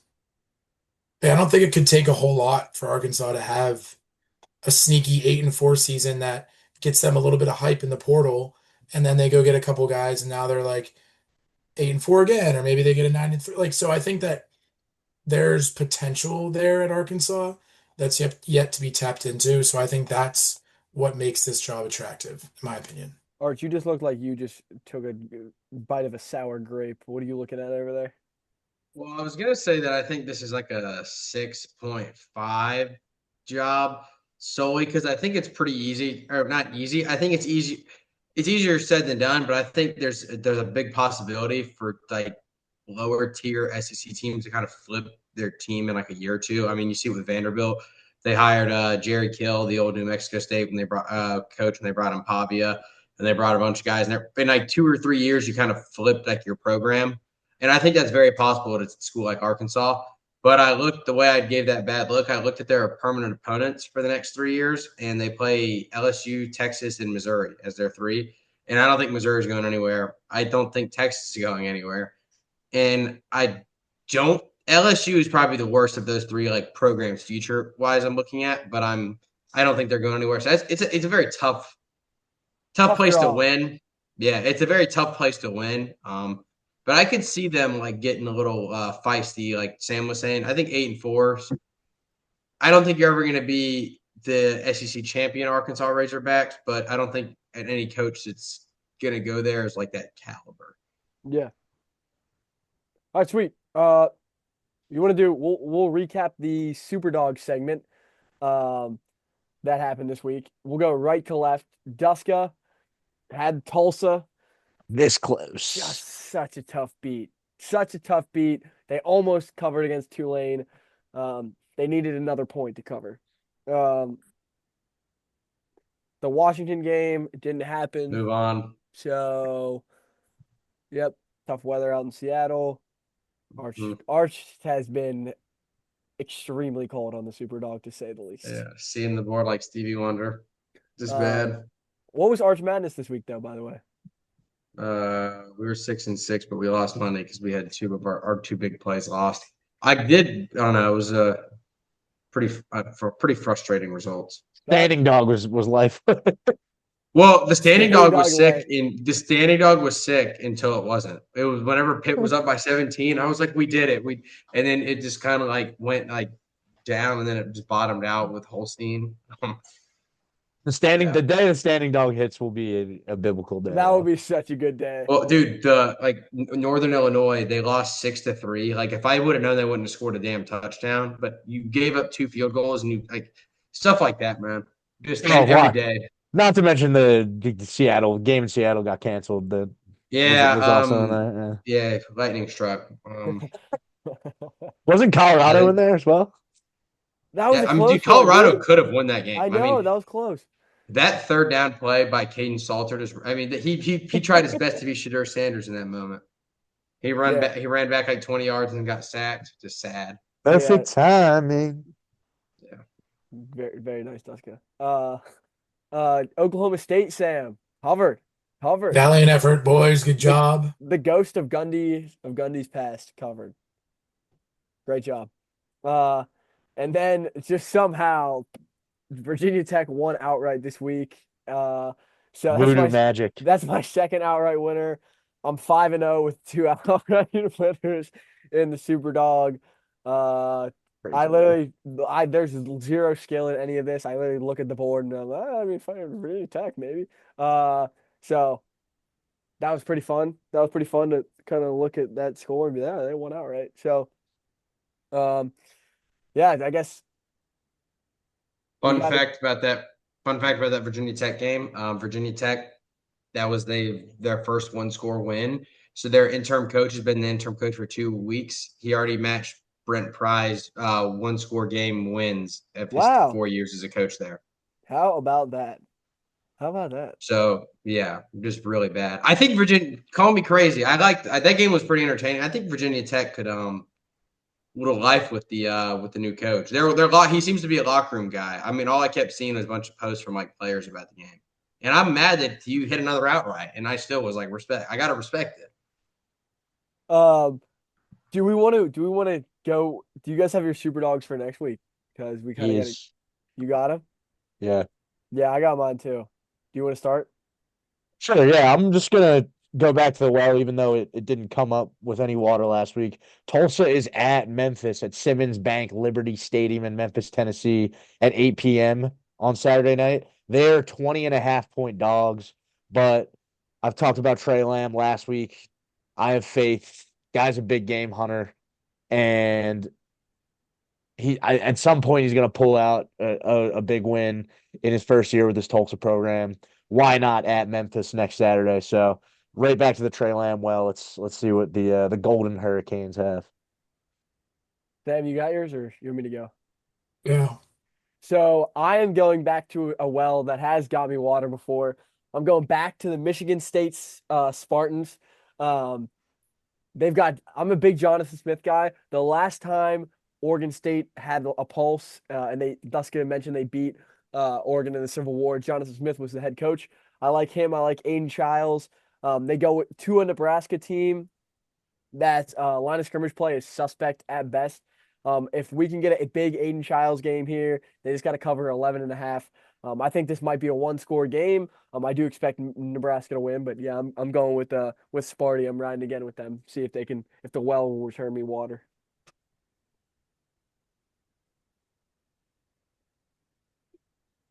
One of you two got to Have you go. got yours?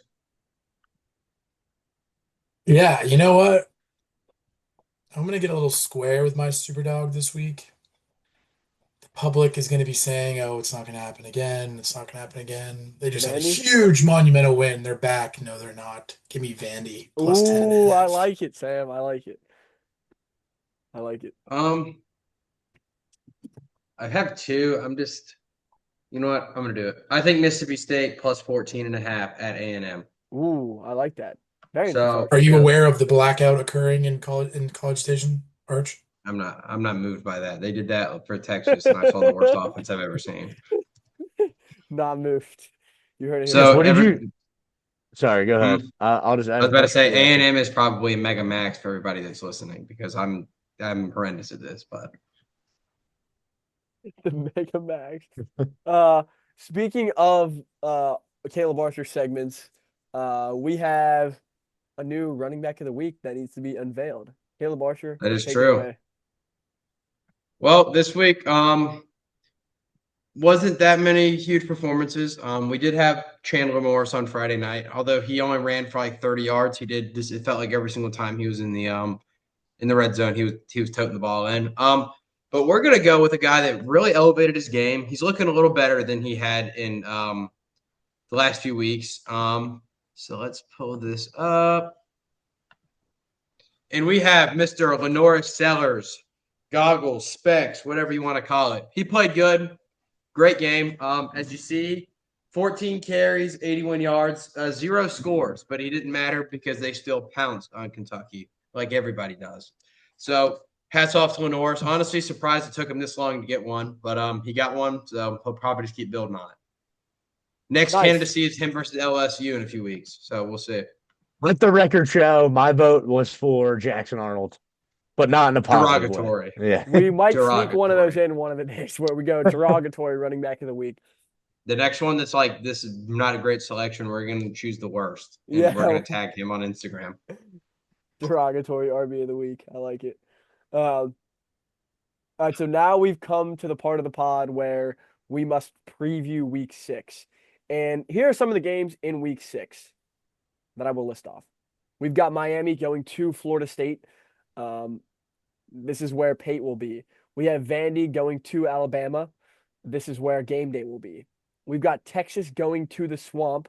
They're 6.5 point favorites. Oh, by the way, Bama's a 9.5 point favorite, and Miami's a 4.5 point favorite. Then we've got Virginia going to Louisville in kind of an ACC spark plug, show me what you're made of matchup. Louisville's almost a touchdown favorite in that game. Like we said, a little bit weird of a line with a huge win UVA had, and but Vegas obviously thinks something of Louisville. A sneaky game of undefeateds in the Big 12. We've got Texas Tech at an 11.5 point favorite against Houston, who is undefeated. And if you don't know, Connor Wigman, the old Texas A&M quarterback, is kind of lighting it up for Houston. So that game could get spicy. We've got number 14 Iowa State only a 1.5 point favorite at Cincinnati, who I think is 4-1 or 3-1. So Cincy and Brendan Sorsby have kind of gotten it going for the Bearcats. And there's going to be some pods that don't preview this last game because they're un-American and don't love our soldiers. But Air Force goes to Navy. Navy's a 10.5 point favorite. Smash spot for Navy, 4-0. Big rivalry game. Air Force is not all that good, but in the rivalry games, you throw away scores. Like if Navy, if we can get Navy to UCF being undefeated, that could be one of the biggest G5 games of the year. That's what I'm praying for. But it's one game at a time, midshipman. It's one game at a time, one play at a time, one snap at a time, until the job is done. Duska, that sound familiar? Um, yeah, Gates are locked. yeah, gates are locked.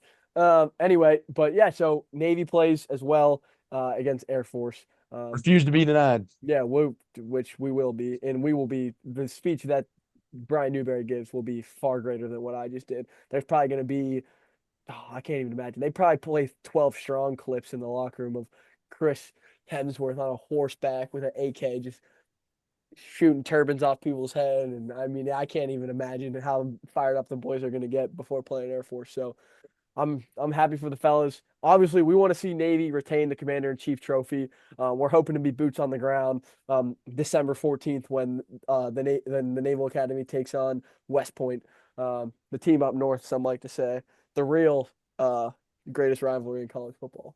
So, just wanted to throw that out there and get my Navy homerism in, and I'm done with that. What are some of the games you guys are excited for? Excuse my Navy rant. Biggest game. This one got a lot of attention preseason. It's hasn't really turned out to be as exciting as we thought it was going to be. For me, it's Texas traveling to Gainesville. I know Florida is a corpse right now, but the last time we saw Texas play real competition, they looked putrid. So if there's one thing that's legit about Florida, it's their defense. And if there's one thing that has a lot of questions surrounding it with this Texas squad, it's their offense and Arch Manning so far this season. So I'll be interested to see if they're able to execute in Gainesville. I'll be interested to see how the environment is in Gainesville if people show up and have juice for this game. Florida squad after the season started how it has. But I think it still could be fun to see if Florida show a little fight and maybe pull an upset over uh at least overranked, maybe not overrated. Well, that's yet to be seen, Texas squad. So I'll definitely have my eyes on this one, and Florida might be able to sneak a victory here. Yeah, that Texas Florida total is at 42.5. So I know there was jokes a few weeks ago. This game is going to set draft prospects for quarterbacks back a while. I know that tweet was viral a few weeks ago. Not looking forward to watching that. Mine, I'm going to go. Will you watch it though? I'll probably have eyes on it for sure. My game, I'm kind of excited to see. You mentioned it. Texas Tech traveling to Houston for a night game in Houston after Houston just looked horrendous versus Oregon State. I think that's pretty interesting. I'm a big Willie Fritz guy. He transformed Tulane to kind of what it is now. He gave him the first Summerall to keep running with it. So I'm interested to see that. Texas Tech's off a bye week, I believe, if I remember correctly. But I think that's going to be an interesting spot to see if Houston is like 4-0 just because they played really bad teams, or are they 4-0 that could kind of be frisky in the Big 12 this year. Yeah, you guys covered that. And I mean, obviously, we'll talk about Bama and we'll talk about Miami, Florida State. Sadly, we don't have much of a Friday appetizer like we did last week. But a game that I'm looking at that could be interesting just for conversation, and I just lost it. Just for some like conversational purposes, and it's kind of fun to see this team do well. After a sad loss last week for Washington, they have to go to College Park, I was Maryland, gonna say and that. face the 4-0 Terps. The like that Terps are game. getting 6.5 at home. Shout out to Joey Schneck, wrestler at Maryland. Friend of the They program. could probably use him on the O-line too, but anyway, Maryland is 4-0 for the first time, and I have no idea, but it's a fun game. I mean, I'd hope that they can get this place rocking. Maybe a 3:30 game should be a sellout, hopefully. Washington coming into town. Washington has to play freshman sensation Malik Washington. So Washington versus Washington. Intriguing storyline. Yeah, I mean, it's just could be cool. And if I'm not wrong, yeah, Maryland, like they play Nebraska, they play Washington, Nebraska, and UCLA before they take on Indiana at home. So just something to monitor. Nothing crazy, but something to monitor. Could be a fun, could be a fun game if Maryland can pull it out. I guess I'll take like the easy bait. And we'll go to the in-state Florida matchup, Miami versus Florida State. This game, Florida State obviously coming off of a loss, so we're not going to get two undefeated teams. But I am kind of excited to see how Florida State responds. They're going to be at home. Uh, Miami has arguably been the best team in the country we've seen this year from top to bottom. They've got a scary line of scrimmage with the tackles like Markel Bell and edges like Ruben Bain. They can run the ball. They've got explosive receivers. They've got a veteran quarterback in his third year as a starter.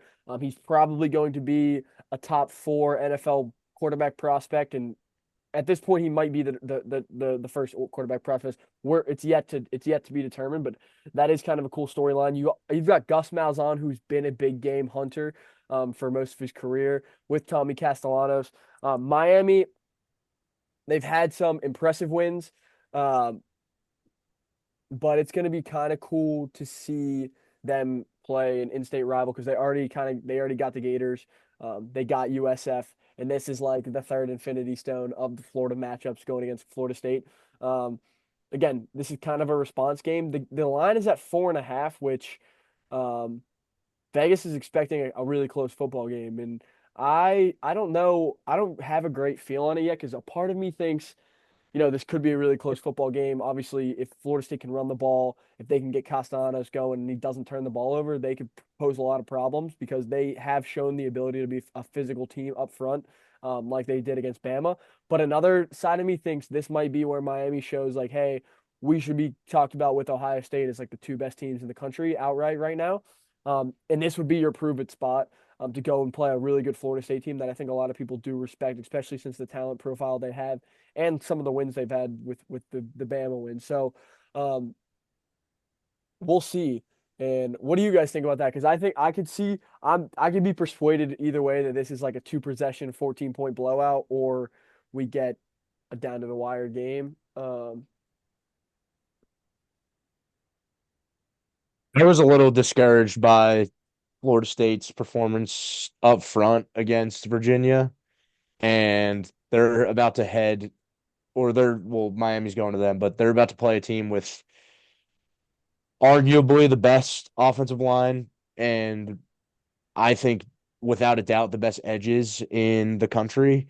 And that's a step up in level of play from what they've experienced so far. And I think that no matter what it is, even if it is a close game, I know the spread's a little tight.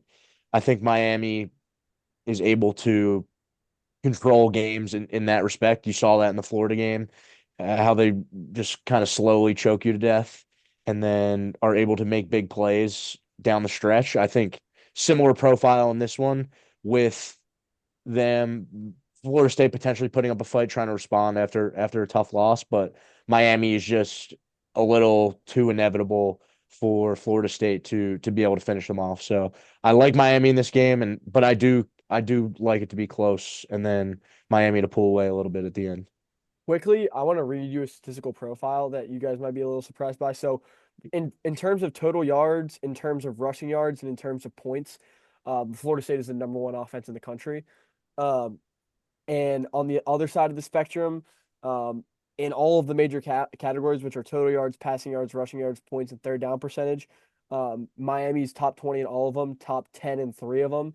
So we're talking about a Miami defense that is really good, and then a Florida State offense that is statistically the best offense in the country. And I don't think we've seen the best of Miami's offense, in my opinion.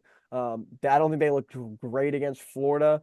I thought Notre Dame, obviously, they were pretty good. I was pretty impressed with that game, but I think the best might be yet to come with the Carson Beck at quarterback. And we'll see what Cristobal's got because he might have himself a national championship contender, and Sam and Arch, what do you think about that?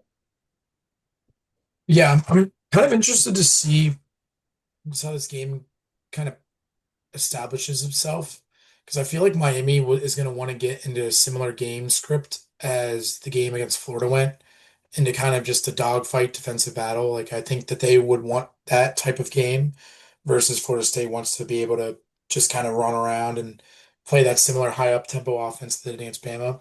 So it's going to be interesting to see like which side is able to dictate the way that the game goes.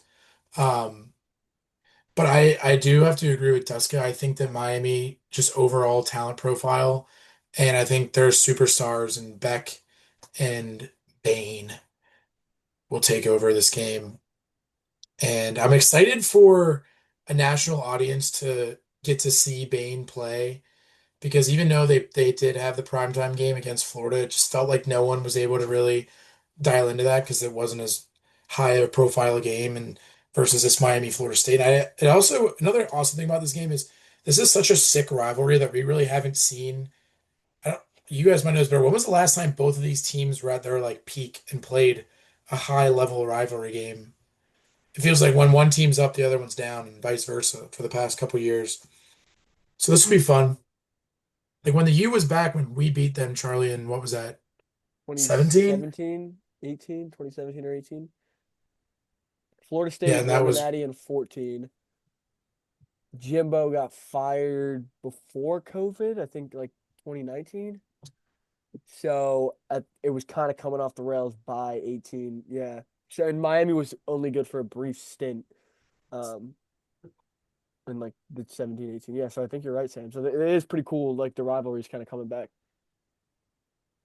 Well, yeah, it's always been there, but both teams are good enough.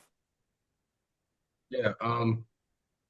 I think Miami's worst or like side of the ball that's not as good as the other one right now, I think is actually their offense. I think their defense is like a top 5 or top 10 unit. I think their offense, I mean, after Notre Dame, everybody thought it was kind of back. But as it turned out, everyone can score on Notre Dame, it seems like. So I think this is going to be interesting because I think Florida State's defense is really not all that good. And you saw that Friday. They were getting killed by crossers and just explosives like all over the field by Virginia. So I think this will be kind of Miami's offense coming out party, where you're going to come off of a bye. You looked sluggish last time out against Florida because they have a really good defense. I think you can. I don't understand why the spread is only 4.5 to me. I think that Miami will win this game, and I think they're going to win by flexing their muscles on offense and then just suffocating them on defense. So I think this could be the pucker meter could be rising here. Fellas, 11 o'clock at night. Any last words before we log off? I have a question for Arch. Here. What any thoughts on and maybe like any of your friends that are Georgia fans too? Any thoughts on like the they play all like every quiet on the five? Western Front every play. Yeah, Yeah, they I play every heard five. my I my kind of like it, girlfriend's but like roommates were there. obviously it wasn't. They didn't win. They said it was like horrible. I don't know. I don't really understand that. I just would like if our defense could fucking show up on first down and second down and third down to start the game. My, I think when you have losses like this, there's so many things that people can just complain about. I think the students were just mad. But I mean, yeah, my I friend mean, was you at could hear it the on the broadcast. It's I like just know. on yeah. That's why it was crazy. My friend on my team at work was at the game and he said he thought it was kind of sick. Yeah, I kind of the liked it. problem is If that they they were would have supposed won, to I'm sure play it'd it. have been the coolest thing ever. Yeah. They were supposed to play it on like big downs, but the problem is Ben was just gashing them, and they're like, "All right, shit, we just got to keep doing it." And then like it, but then they'd play it after like Brian Williams catches like a 16-yard pass on like 3rd and 15 when he does like a backflip to catch it, and you're just like, I don't really want to hear that right now. You know, I will say though, I'd rather be on that side of the spectrum than the opposite side of the spectrum where you don't play the song enough because being in Army Navy games, Tsunami is the most electric song you could possibly play in that stadium. And the thing that Lincoln Other Financial than Field, Anchors Away. true, Anchors Away, classic. But Lincoln Financial Field, at least 6 times during the game, blares that song, and the whole stadium starts bouncing. And like the problem with other venues we've been to is like they play it once or twice, maybe. Like Yes. FedEx Field played it once to start the game. It was They did play simple. it for like 6 minutes though. Yeah, that was sick. That was sick. But like, can we play it a couple more times? yeah, Like, yeah, yeah. so I'd rather you be on the side of like maybe we played a little bit too much, maybe we overdid it. Besides, like we're not juicing up the crowd enough. So I'm Gillette sure was sad. what Gillette, yeah. Well, Yeah, they no, were sad. yeah, they were sad, but like FedEx Field was even more sad. Although the intro was sick. I wish we I just. can't wait till they tear that place down. Oh, dude, I'm gonna watch in tears of joy. I'm sure the Baltimore Ravens experience will be fun. Yeah, yeah, yeah. It seems like my dad and brother went there last December when the Eagles played them, and M&T reports were Bank. good. Uh, They had a good time there. So Will you be playing during that, Charlie? we'll see. let's hope not. We'll see. Nah, just kidding. Go Hawks. Yeah, go Hawks. Go Navy though. Go Navy. Beat Army always. So we'll just see how life pans out. That's all I can say. We are on the record, so let that be known. Well, for those of you that have made it this far, we thank you. And for your staying on the pod, why don't you drop in the comments your World Series pick? We got MLB playoffs coming up this week. Just drop in the comments who you think is going to bring home the Fall Classic. Starts tomorrow at 1 p.m. with Scooball and the Tigers against the Guardians. Bed looks I don't know- made, Duska. I don't know Very if you nice. guys can. Yeah, it's not. I don't know if you guys can see that pennant in the background, but there's my pick. Go Phils. How the Braves looking, Arch? Football season. Got you. Yeah. Sorry, the dogs are undefeated. Never mind. The Falcons are. Yeah. Sorry about Yeah. Sorry, the Hawks might be good this year. it. Yeah. Yeah, year 8 of Trae Young. No, I do think the Hawks will be good. I mean, nothing's more sad than watching playing Trae Young. Like, seriously, there's I no mean, that worse was- watch. That was the worst thing I've ever seen. Except playing Embiid. James Naismith fucking rolls in his grave watching Young slow down on the dribble so the guy behind him hits him and then he can throw up a shot. Yeah. Cool. That's not what he they found intended me. when he cut out the bottom of peach baskets. Yo, could you bless the audience, Duska, with your Joel Embiid playoff foul grifting?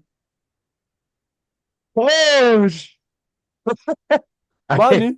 my hurt. knee. They won't call the foul. Just take me out. We're not gonna win anyway. Joel, can you, when you get the ball in the post, could you not be the ball stopper? Like, why are you jabbing 5 times then pulling up? Could you answer me that? Joel, you have been double teamed your whole career and still haven't figured out that you can pass the ball when that happens. Because there's actually Coach, actually Kobe's my hero. simple math when there's 5 guys on the court and 2 of them are guarding you, that means there's only 3 left, but there's 4 other guys on your team. So just But simple Coach, math, Joel. Kobe didn't pass like that. Jesus, man. Yeah. Yeah, he's Dude, how about I was reading a Sixers article. Skinny though, they're ready. It popped up. So Jared McCain like tore something in his thumb, so he's out. Paul George timeline is like there is no timeline, and Joel Embiid there is no timeline. So the 3 best players, 0 timeline for them. Sorry, it's VJ Edgecombe season. Yeah, true. I was about to say the Baylor guy, right? Yeah, Yeah. he's Maxey and Edgecombe season. Maxey. Sorry, Yeah. he's Yeah. not the 3 best. Maxey's, No. but you know you're getting from Maxey every time, Yeah. every year. Sorry, that's enough Sixers talk for this, Yeah, for this football that's podcast. all good. That's all good. But hey, be tuned for a golf pod coming out this week. We had some Potential male model on the show. Yeah, wait, who is the male model? Colin Foley. We can't say. Oh, okay. Foley. What are we going to talk about the Ryder Cup for an hour? Well, we're not doing an hour. We're doing like 30 minutes. Okay, yeah, I Yeah. could probably. Yeah, I don't really have a ton. Yeah. We'll do a little. I don't 30 even minutes. have a ton. Yeah. I had some fun. with What it. games we wanted to pick them this week? Bama Vandy. I put Iowa State at Cincy, Texas at Florida, Miami at FSU, and then I don't know because they're like 10 points. Yeah, wait, Future why is guest of the pod. Cincinnati favored against? He looks good. Because Cincinnati's good. Decent. They're decent. Sorry. Good is too strong. They're not bad. They look good against Kansas. All right, sweet. Fellas, thank you for tuning into the pod, everybody. We're going to stop this recording.